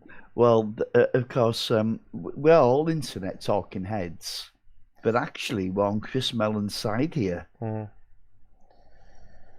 Yeah, we never said that they weren't UFOs, it's just that we didn't know whether they're alien technology or not. I think that's... No, hell, there's nothing wrong with that. If you don't know you can't say they're UFOs if you don't know they're UFOs, but we're just saying how it happens. We don't put out bullshit, do we, Paul? No. So, like I said, it could be multiple events where this sort of like cover-up technology was used. Yeah, I sometimes wonder if what they actually captured with the gun camera was something different to the actual event, Yeah, that's right. It could be like the wrong thing, because David Fravor, that's not the footage that come from his aircraft, but come from the second aircraft, was it? No, it was a different pilot. I can't remember his name now, but he was the one that labelled it the Tic Tac. It looked like a giant Tic Tac. It wasn't David Fravor calling it Tic Tac then? No, it wasn't, no. Oh, I thought it was. Absolutely not. No, it wasn't. I can't remember his name now. Okay. But he's come out of the woodwork now, and he's told his story. That's not Verhis. What was his name? No, he was radar guy. Yeah, he's a radar guy with David. Not what's his name? David Day. Kevin. What's his name? Kevin Day. David. Kevin Day. Yeah. Kevin Day. Kevin Day. I'm getting mixed up between Davis and Kevin's. Too many names. Too much data. Too much info. Indeed, the radical and technologically superior nature of these craft is a common theme for Navy pilots on both coasts. In the famous gimbal video posted by the New York Times, one of the pilots is heard to exclaim, "There's a whole fleet of them out there." He was referring to a V-shaped formation of smaller craft approaching the fighters as they observed a larger mothership in the video. At close range, these bizarre craft appear to be black cubes, the corners of which are touching the inside of transparent spheres a mere 6 feet in diameter. There are no discernible air inlets, exhaust, wings, or means of lift or propulsion, yet they have been tracked at supersonic speeds and seem able to remain aloft indefinitely. They could hardly be more strange and alien in appearance or behavior. Yet an object bureaucracy is making almost no effort to determine the origin of these craft or their means of propulsion. If we knew for certain that the Russian or Chinese militaries had leapfrogged the United States technologically, there would be an uproar, much as there was when the Soviet Union launched Sputnik, the world's first man-made satellite. Fearful of falling behind, the public grew restive and Congress promptly responded by increasing spending for NASA and bolstering science education programs. These initiatives paid handsome dividends 11 years later when Neil Armstrong set foot on the moon. arriving courtesy not only of a new space vehicle but thousands of patented new technologies that strengthened US industry and leadership in science and technology. Although it seems a major new technology gap has been identified, there is no discernible effort underway to verify the gap, much less close it. True, the Navy states that it is updating and formalizing the process by which reports of any suspected incursions can be made to the cognizant authorities, but little else has changed. No major investigations have been launched. There is no indication the DOD or intelligence community leadership is engaged. And there is still no process for collecting and integrating pertinent information about UFOs from the myriad agencies and departments that possess it: NASA, the National Reconnaissance Office, the FBI, the National Security Agency, the CIA, the Defense Intelligence Agency, the Department of Homeland Security, the Armed Forces, and others. This paralysis is occurring at a time when the scientific community increasingly recognizes the possibility of humanity encountering probes from spacefaring civilizations. In fact, last year the House Committee on Space, Science and Technology directed NASA to begin looking for technosignatures, by which it means alien space probes. This is happening because many exobiologists now recognize probes are more efficient and effective than radio waves for purposes of space exploration or contact. As unlikely as it may seem, there is no denying the possibility that some UFOs encountered by our military are probes launched by distant civilizations. Okay, so here we go. Yeah, we've been through that argument before. It's not alien. Yeah. It's the aliens. Come on, man. A black cube. No, hang on. Traveling at Hang on. But that could be a holographic projection from that DARPA project. bollocks. And of course, that wasn't part of David Frey. So what you going to Hang on, reflect but onto? we're mixing up things here, because that sphere inside a cube sounds like sounds like something you'd do with a holographic. You're going to need a background to use a holograph. You're going to need a cloud at least. No, I don't think so. Even then, it's static. Yes, you do. No, I don't think so. You cannot project a hologram onto an empty sky. Yeah, I've actually shown it in lives where they've done it on just normal atmospheric atoms. Mm-hmm. But it has to be projected on a large piece of equipment. But it doesn't mean that the military are not far ahead and scaled it down and have some way of projecting it from a short distance from a drone. So they're looking in the wrong place. The drone's actually underneath them, but radar cloaked, and it's projecting this false image up. Which a sphere inside a cube does sound like, if you ever seen people experimenting with holographic decoys, that's the sort of thing they muck around with, because it's like three-dimensional geometry sort of stuff.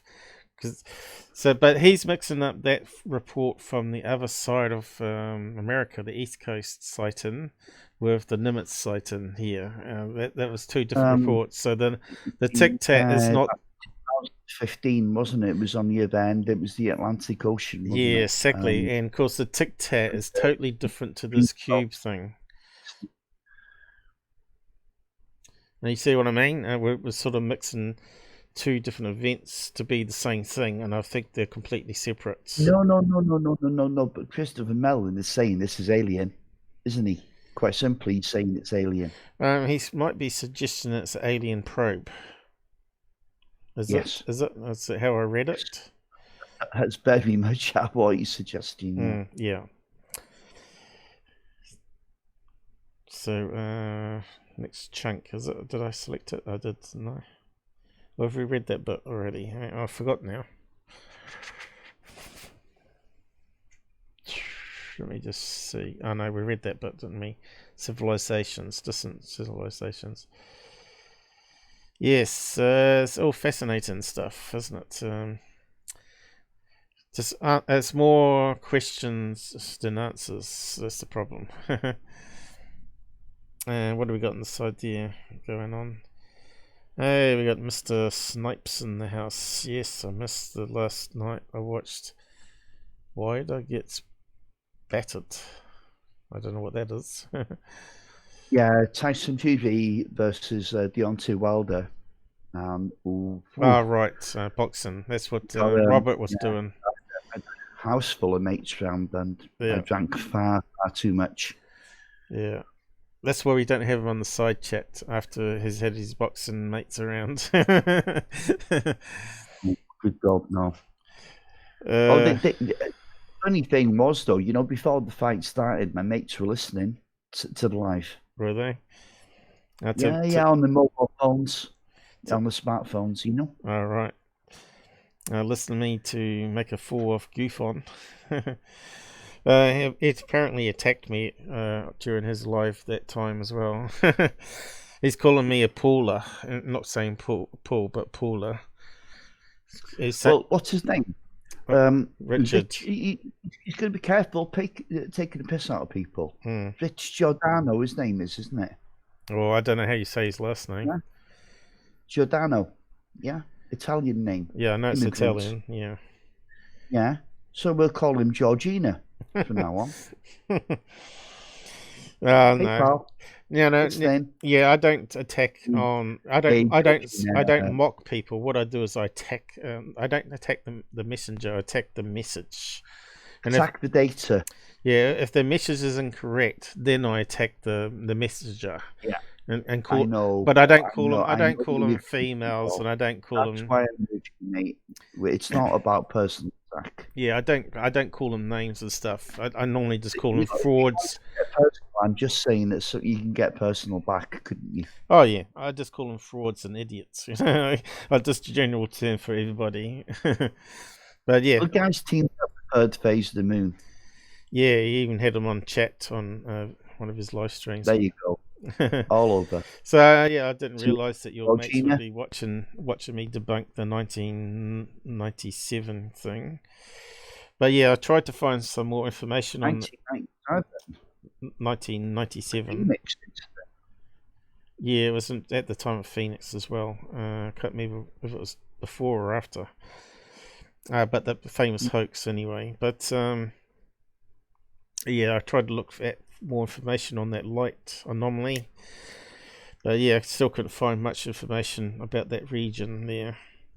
But I'm still think there'd be some sort of tower that someone climbed up with a torch and just was winging it around, because you could see it wasn't rotating fully around.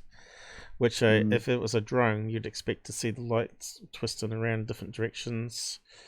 Anyway, Paul, can you shut up with your debunks now? Get on with this article. Yeah. It's kind of important, because this is how the ostrich has buried its head in the sand. Yeah, we were just talking about the cube being a holographic decoy and alien. That's a big, it's a big ask. Alien drones. So yeah, he seems not too sure himself, really. I don't think. I think Chris Mellon would be in a position to know if there was any black project going on. He would know about it. Yeah, but it doesn't mean it's not from another government either, though. But anyway, we'll just carry on. Another government? What do you mean another government? You mean a foreign technology like China? Yep. Or Russia? Yep. Well, I tell you what, yeah, it'd be game over if it was, yeah. No, mate, I'm not going for that. I don't buy it. Not necessarily, because it might be that it can only make... If what he's describing is a fact, yeah, I'm going alien all out. Or another intelligence. Yeah, okay, let's just carry on then. That's a big word. While military personnel such as Fravor and Lieutenant Ryan Graves, an F-18 pilot who said UFOs followed his Navy strike group for months, are awed by the technology they observed, they are undeterred, eager to give chase both literally and figuratively. Reflecting on his encounter, Fravor told me, "I want to fly that thing." He naturally expects his country to figure out where these things come from, why they are here and how they work.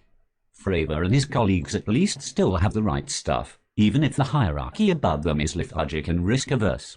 If nothing else, the US government could at least examine the data already collected by our highly capable spy systems during periods of significant UFO activity.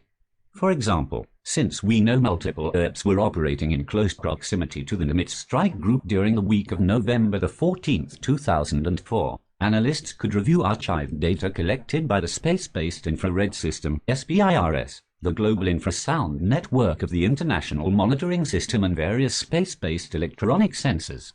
Limiting such reviews to narrow periods of time and location would keep the workload modest and manageable. Reviews of this kind for incidents occurring off the East Coast since 2015 should also be conducted. Direction from Congress or a senior administration official is all it would take to initiate the process.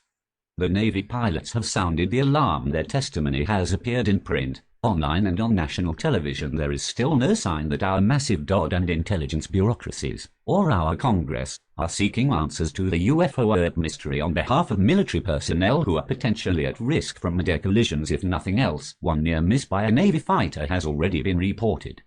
At the strategic level, isn't it odd that illegal immigration is an emergency requiring DOD to forego billions in spending, yet no funds are available to investigate hypersonic platforms capable of carrying weapons of mass destruction across US borders? Is there any way to overcome this dilemma? Yeah, come on. It's a damn good article, this, It really is, and it's an eye-opener. It's not if you don't like it. If you're a debunker, you don't like it, and well, I'm sorry, but it's there. It's in your face, mate. Do something about it. You can't bury your head like an ostrich all the time. You've got to put some study into it. It's a threat, basically. Just saying. But wasn't it what Truman also said? Shoot him down. Well, yeah, that didn't work out, did it?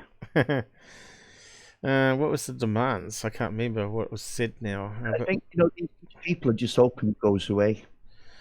What was meant to have been said at that meeting? They made some demands, and Truman said, "No, get out of here," and then demanded to be shot down or something. I can't remember. Yeah, the shoot down order came in 1952, didn't it? Well, Timothy Good disagrees. He reckons it came from 1947 onwards. He's the UFO researcher.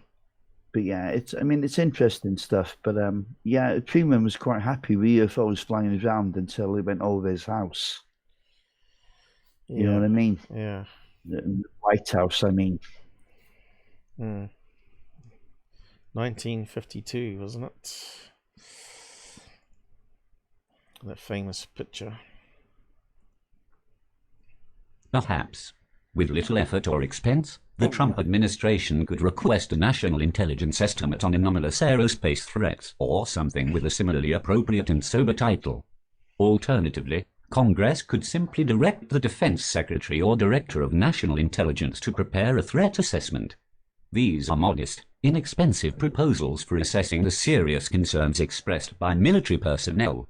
Another way to accommodate the political sensitivities of officials repelled by the UFO stigma would be to form an independent panel under the auspices of the National Science Foundation, NSF.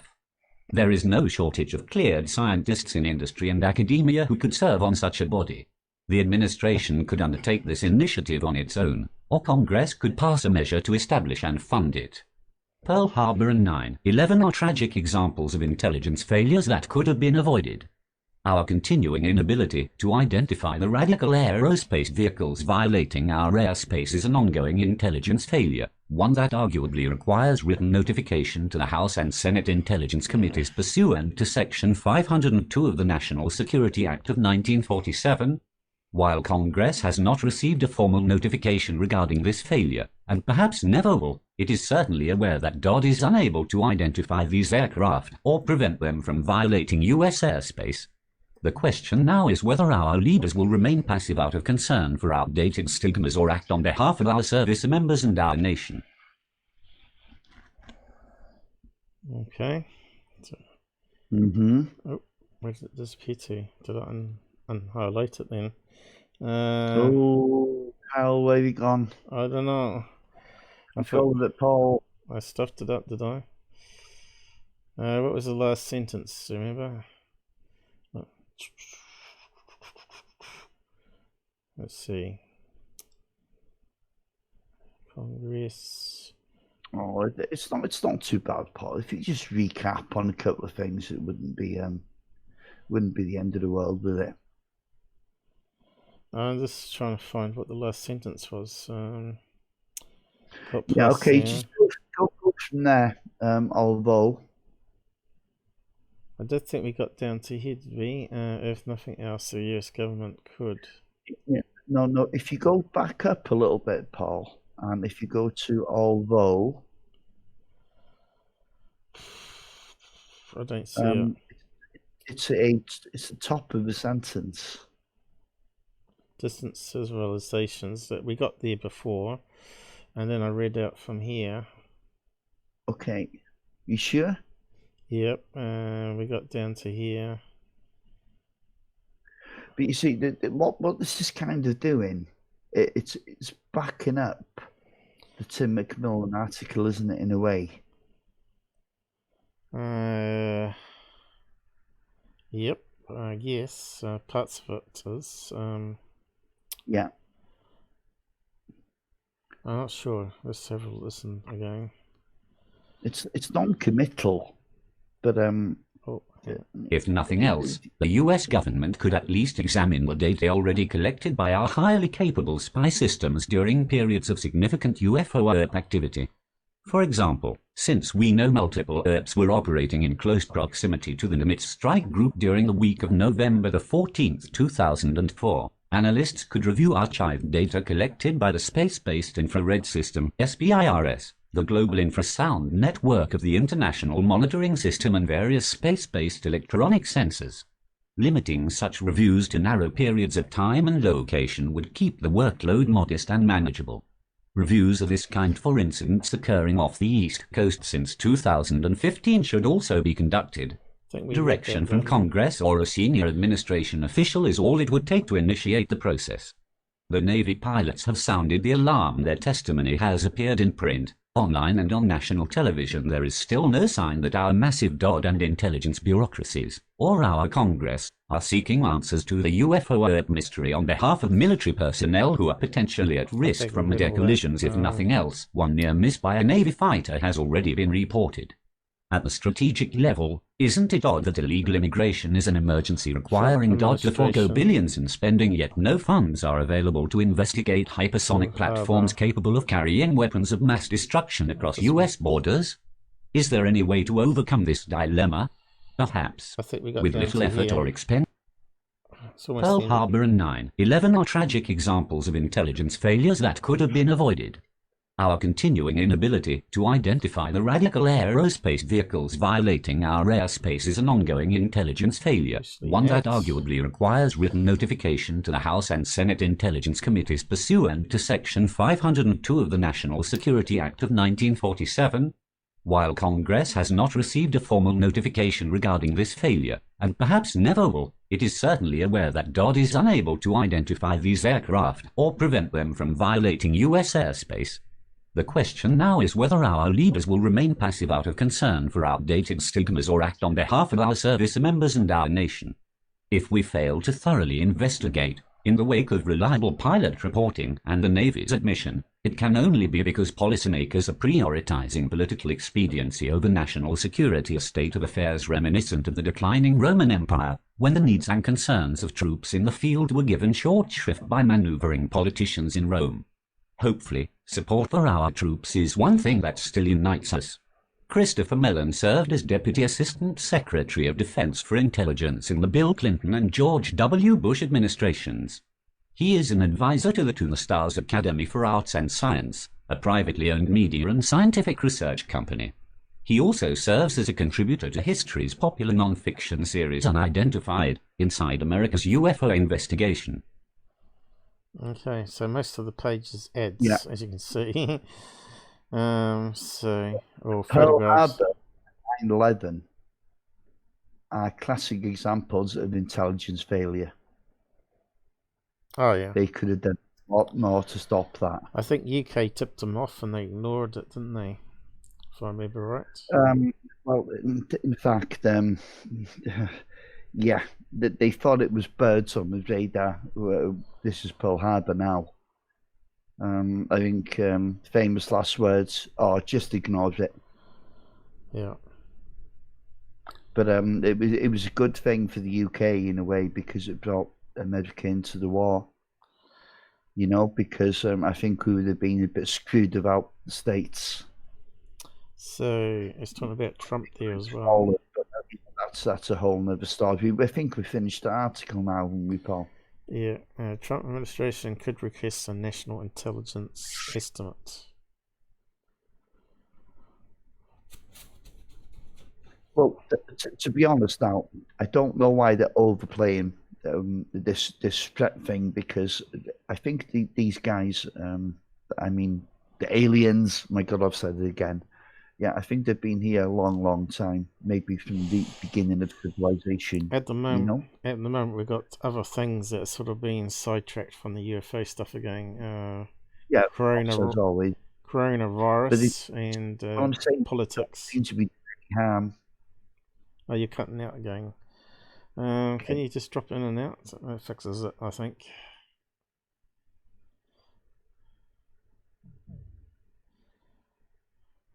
I'll be back in a minute.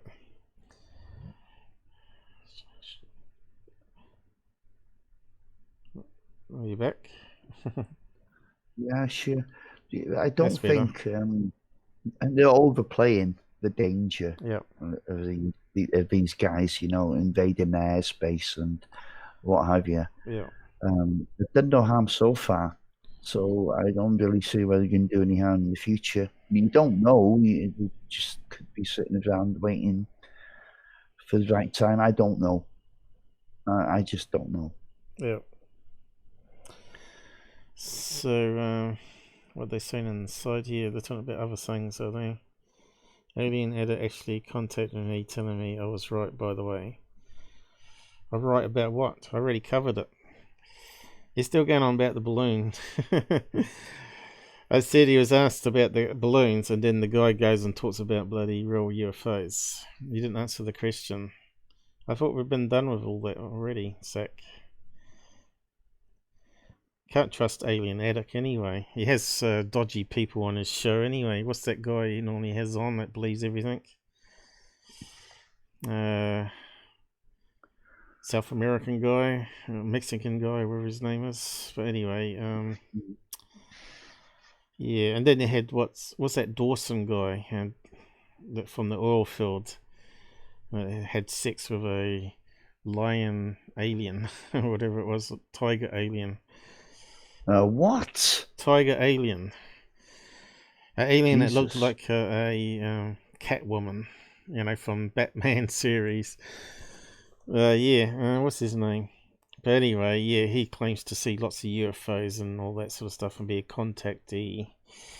And he believes that he's got some bets balls and all this. You know, it's just absolute rubbish, you know. Yeah, if you go and watch his little video clip and his drawings on there, they're just laughable. Yeah. I think he's probably the only one that's talked about aliens being cat-like. Most of the people talk about them being alien, the typical alien greys, right? So, yeah, his story is very suspect. I think his was a hallucination of some sort. But anyway, you got another article to cover, haven't you? Just one more, Paul. If you give me a little bit of time to find it.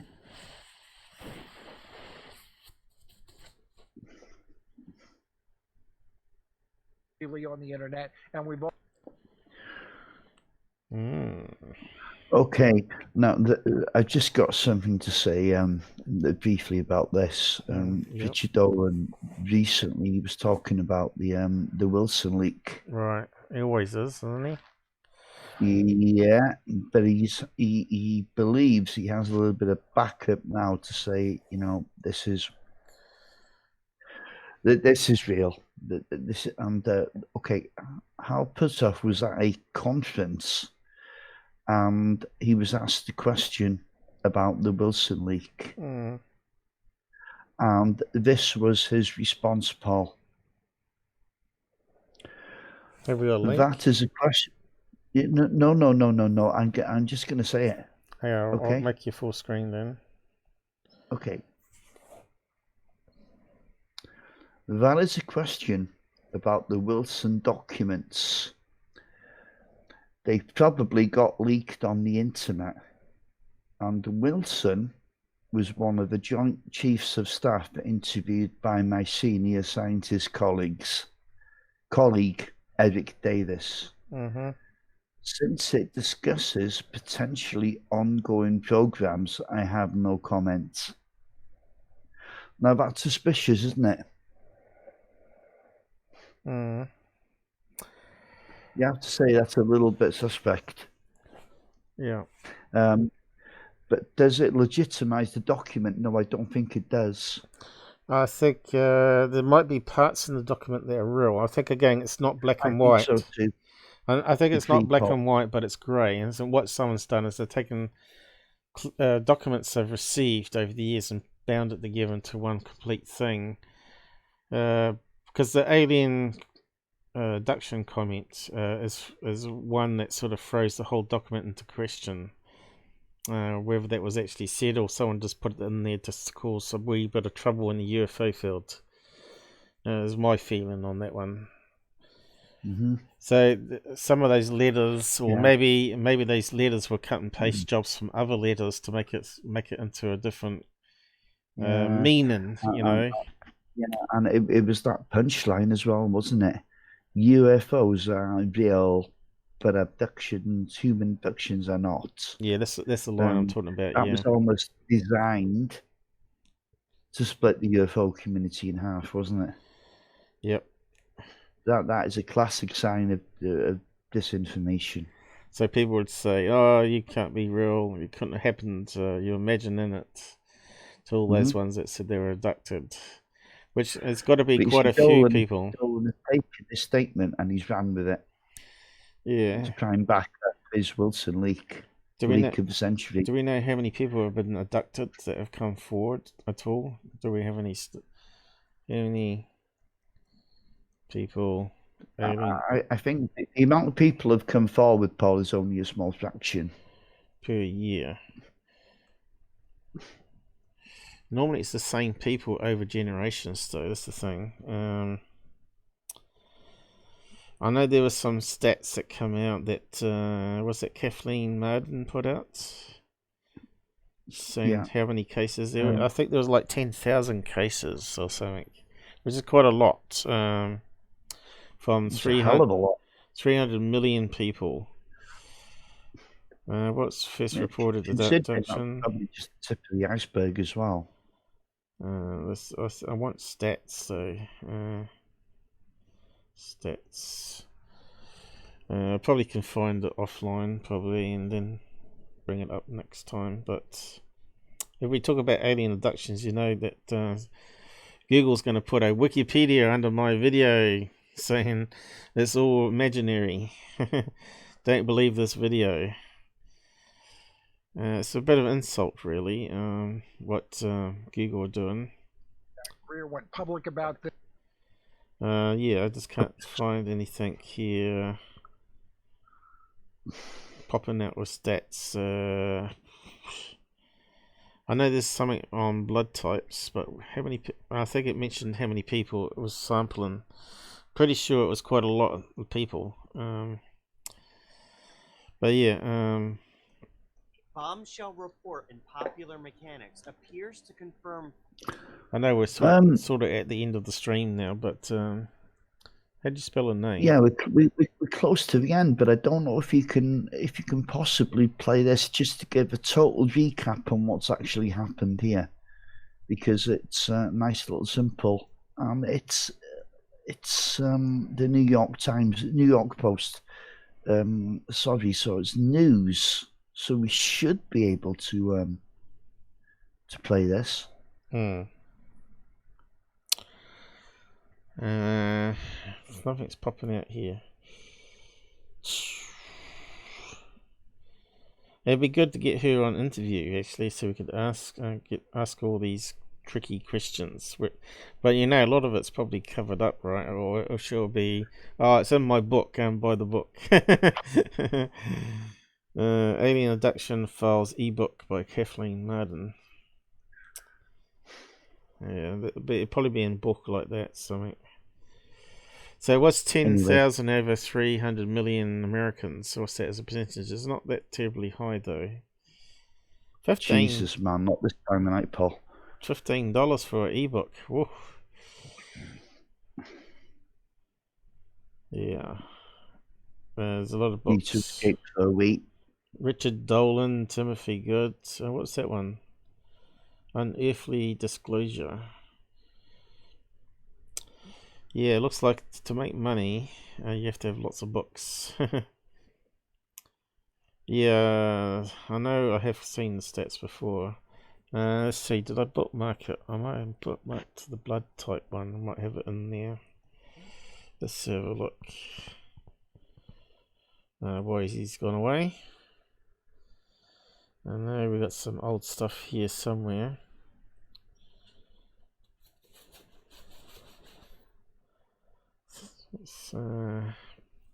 Nothing's popping out here though. Basics. We did put a lot of bookmarks in over the time, haven't we? It's probably looking at me in the face and I'm just not seeing it.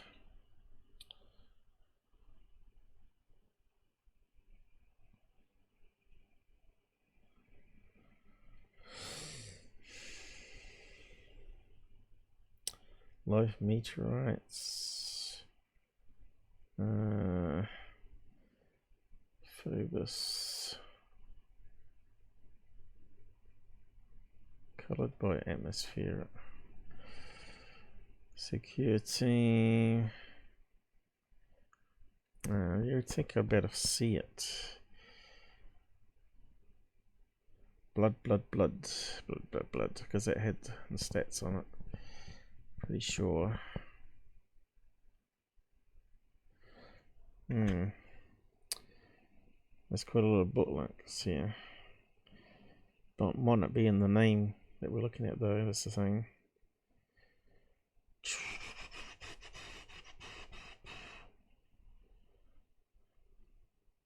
Does cannabis cause mental illness?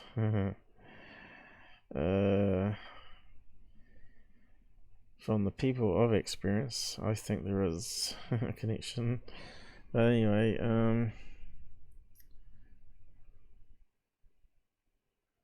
yeah, I'm pretty sure it's there, but I just didn't see it. I was looking for blood types. Are you there, Robert? Are you back with us? Can't hear you. Did you mute it? You must have muted it. Okay, unmuted, Paul. Yeah, that's what I thought. It sounded too quiet. I was trying to find a bookmark that I did on blood, which had all the abduction information there. It's probably a live episode I did, probably 100 odd episodes back, but yeah, it was quite some interesting information that we looked at. Yeah, we'll just have to pass on it for the time being. So, but what else did you want us to look at? Some other link, was it? Did you post another link? It's the New York Post, isn't it? Oh, you want us to interview here? Yeah. I presume, yeah, because it's a news channel, you'll be able to play it. We could always put up the privacy shield. Yeah, I mean, you should be able to play this without any impunity. Oh, you never know with YouTube. Yeah. Something went wrong. Oh, right, yeah, because it adds that stupid studio in front. Didn't used to do that.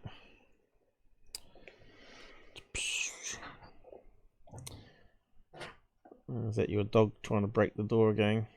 Oh, the Muttley's going mad. Mr. Mush. He'll probably hear me. Mr. Mush. How do you spell his name? Because I was talking to Susan. Was it M-U-O-O-S-H? Is that how you say it? Mush? Or M-U-S-H?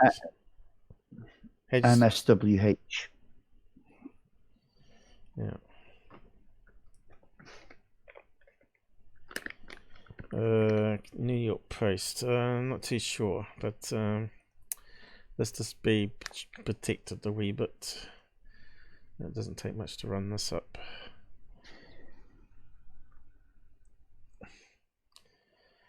Okay. And it's halfway down, so it's alright. I was looking for the play button, but I forgot. I'll click that first, because I got this auto stop thing.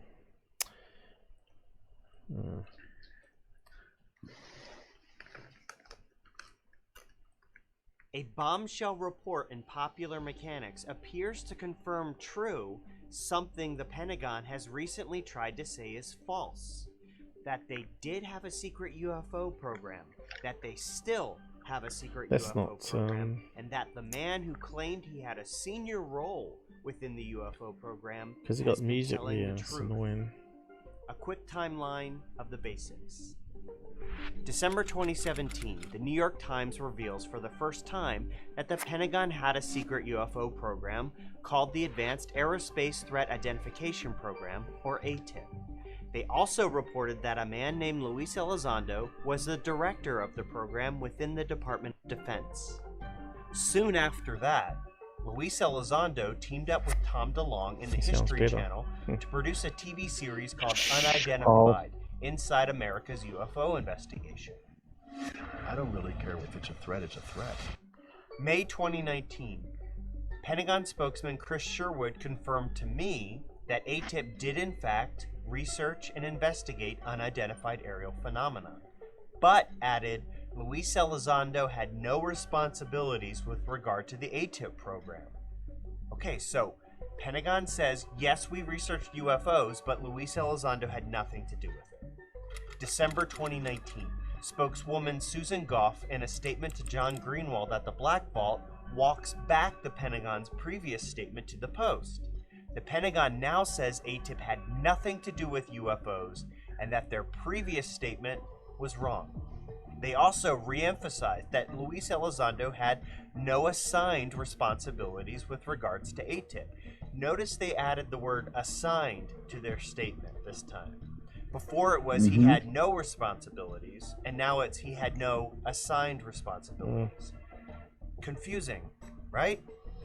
Well, Tim McMillan at Popular Mechanics appears to have gotten the smoking gun that clears this all up. I spoke with him earlier, and here are some of the highlights from my conversation. There seems to be a lot of flummoxing at the Pentagon about how to deal with the story, how to deal with Lou Elizondo and his claims. Did you learn anything new? I mean, the biggest news that came out of this article is the fact that it first and foremost, it cleared up a lot of the ambiguity or confusion that's been going on in 2 years since the big New York Times article in 2017. No. Namely, the kind of ebbing and flowing of different Pentagon spokesperson statements. And really, did they look at UFOs? Did they not? And so after really digging deep into it, it became clear, and you see with the documents that came out, that this was UFO. I mean, there's no doubt about it. Real live documentation now. Unambiguously, these programs were UFO. What documents make it clear that it was UFO? I was able to see that 10-month report that's cited in the article. I can't stress enough, that was the size of a textbook. It's almost 600 pages, and it was cover to cover UFO. They were getting monthly reports about the UFO activities. So you got a hold of 10 months worth of full ATIP summary reports, and they're full of UFOs? Yes. Yes. And what proof did you receive of Lou Elizondo's role with ATIP? Because the Pentagon says he had no responsibilities with ATIP. About 4 or 5 documents I was provided that was like, here you go. They are DOD documents showing in communications where it clearly Mr. Elizondo had been involved in the program for years, and that this program was being transferred to somebody else at the direction of the Secretary of Defense's office. You have those documents? Yes. Oh my God, dude. That's like the holy grail. 5 documents that demonstrate that this program was being managed by Lou in some capacity post 2012, and that this program was transferred to someone else to continue on these efforts. This is so crazy because the Pentagon claims that the UFO program shut down in 2012. You're saying that it never ended and exists to this day? Yes. Yep. Okay. All right. There's a lot to unpack here, man. Stay tuned for more from this interview and beyond with new episodes of The Basement Office. Yeah, so that was the end of it. Yeah. So you can see now why they're shitting blue lights. If he's got his hands on that document, there's nothing much they can do to contradict him. Yeah. But still, does UFOs mean alien in this context? No, of course it doesn't mean alien. They're not going to say that anywhere. They call it's like a hand grenade through the window of every household in the world if you say alien. You got some terms, all right. Okay. Interesting, though. We'll see what it pans out in the coming months, I guess. Yeah, absolutely. It's an ongoing thing now, and it will pan out through 2020. Trust me on that one. But I think the genie's out the bottle now, you know. I think it has been since December 2017, to be honest. And I think maybe we should start to trust some people like Chris Mellon and Luis Alessandro a little more than what we have previously. Yeah. So summing up then, and then we sort of we're coming up to 4 hours by the looks of it. Yeah, we've done good. We've got through a lot. I'm pleased. Yeah. I don't know how many people will watch it though. But it's there now, it's done, and hopefully we get some more decent information. But yeah. What was I going to say? Yeah, just sum it up. It's going to be on a weekly basis now. There's going to be news breaking, so maybe we won't be doing old cases as much. You know, if this news keeps breaking like this, because we need to keep on top of it. And I'm pretty good with stuff like that, you know? Yeah. So the reporter's information's out. Mellon sort of verifies some of it through his comment. And carefully. And the Wilson document may have some correct stuff in it, and it may be a cut maybe a cut and paste job with some disinformation put in there to cause a spanner in the works. But that Wilson document was known at least 10, 12 years ago, wasn't it? So, and back then they said, "Oh no, there's no way to verify this." Yeah, I think it wasn't it in Edgar Mitchell's archives, wasn't it? That's where it came from.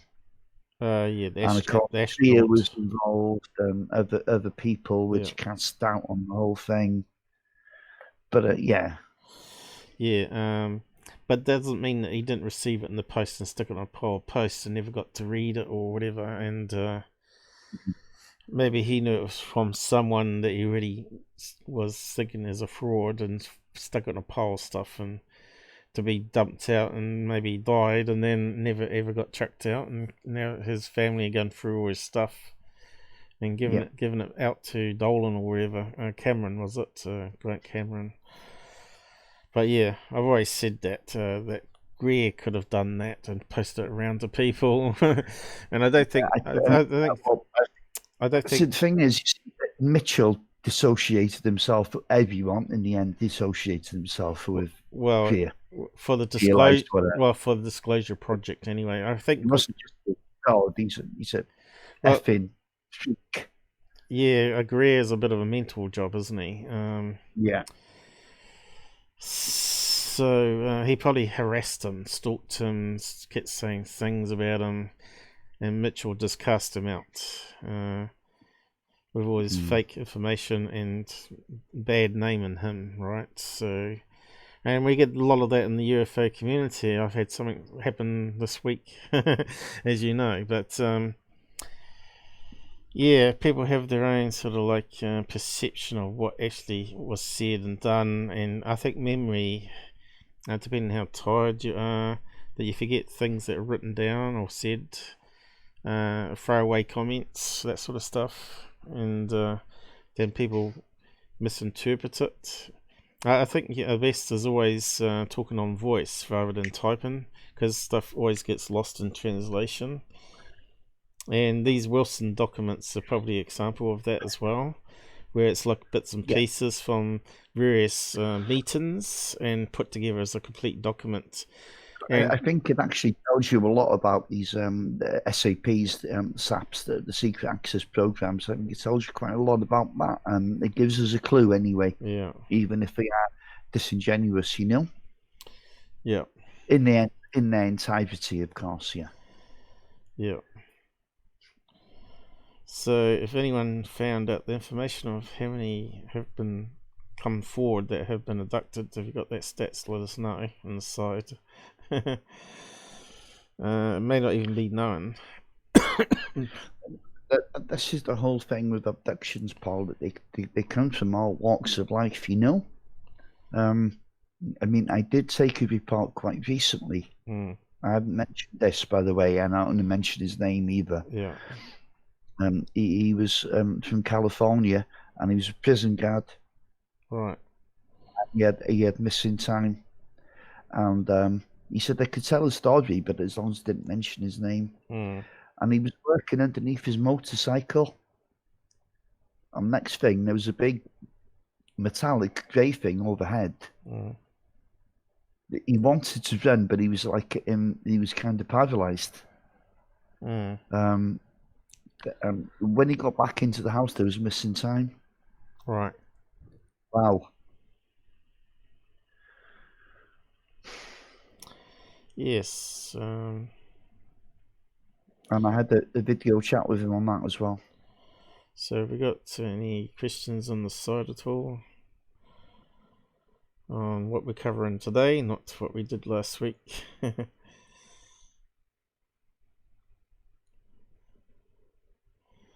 Susan loves you. We got a marriage in the future. Mm-hmm. You know these. The kind of guy I am. You know that all these UK guys are marrying females in America. You know, you got Nick Pope. Who else is there? Redfern. The Thai girls, Paul. Yeah. So yeah, I suppose we should really wrap up. Was there anything else we want to cover? Yeah. No, I think we're done for today, but it's been a good one. Yeah. I've enjoyed. I haven't had much sleep. Yeah, it was a bit disturbing last night to sleep, and it got hot again. Oh. Yeah, I had the sense that something was trying to interfere with me again last night. Those bloody succubus or incubus, which one is which? I can never remember. Sack always gets it wrong, and they all laugh at him. It's the succubus, it's the female one, isn't it? Which one? Succubus. Are you sure? I thought that was the other way around. The incubus is the one that holds. Incubus. Oh, incubus. Well, I don't know if I spelled it right, but mythology. Anyway. Mythology, and you'll get it straight away. Incubus. There you go. Where? Scroll back. I didn't see it. Scroll back. I think you had it. I think I must have spelled it wrong. Incubus. There we go. There's a demon in male form.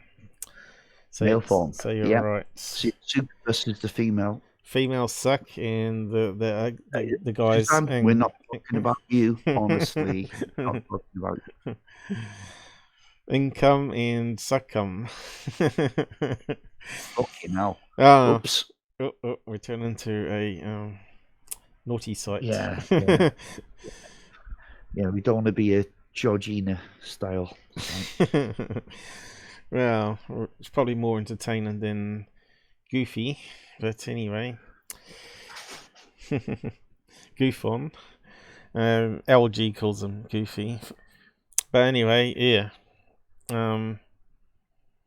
Apart from that, I can't think of anything else. What are we going to do next time? I don't know. So we got a week to work out what we're going to do. Well, I'm keeping my eye on what's going on and been in touch with a lot of people. Like, I've got a good network of friends in this field. We'll see what transpires. Yeah. But if nothing else develops, then I've got a few cases at my sleeve as well. Because it'd be a tragic oversight to not look at the old cases as well. Because there's loads of cases out there that people aren't familiar with, and that might start making a bit more sense now than they would have in the past, Oh, that's terribly slow now. Okay, so yeah, better round down then. People are dropping off now. What's the time in America at the moment? Must be getting on. Jesus. 9 p.m. is it? It's going to be between it's going to be quite late for some. I don't think so. I think it's 7 to 9 p.m. over there. Between 9 p.m. and 5 p.m. kind of thing, But it feels like a long weekend for me because I've done 2 lives back to back pretty much. Yeah, it's a big workload for you because you're running the channel. I'm just the guy who's talking. And then we got a lot of admin work in between here. I know there's a lot of comments coming in on comments. Yeah. So yeah, I'm going to wind down now. Thanks, guys. At least we didn't drop off today. Yeah, thanks for liking, sharing. We got a few likes on your live today. And we'll see you again soon, guys. Maybe I'll do a midweek one. I don't know. I'm pretty tired. I need a break, really. There we go. Clicking no off. Peace, kid. Oh, you broke up then. What did you say? No peace for the wicked. All right. Here we go. Winding down.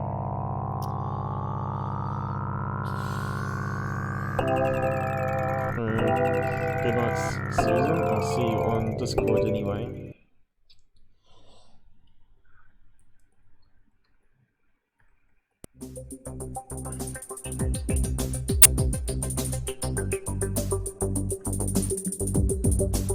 And Kiwi Matrix is turning down the studio.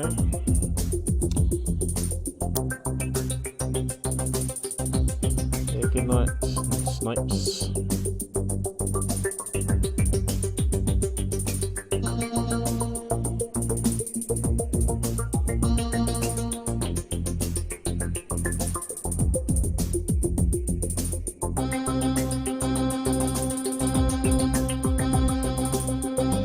As they used to say here, be cool to after school. Used to be a saying on a kids' show.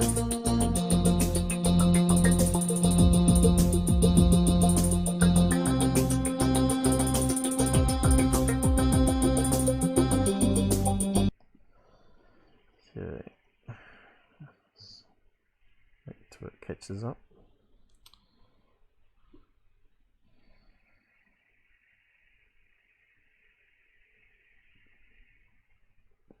Wow, Google's least a minute behind.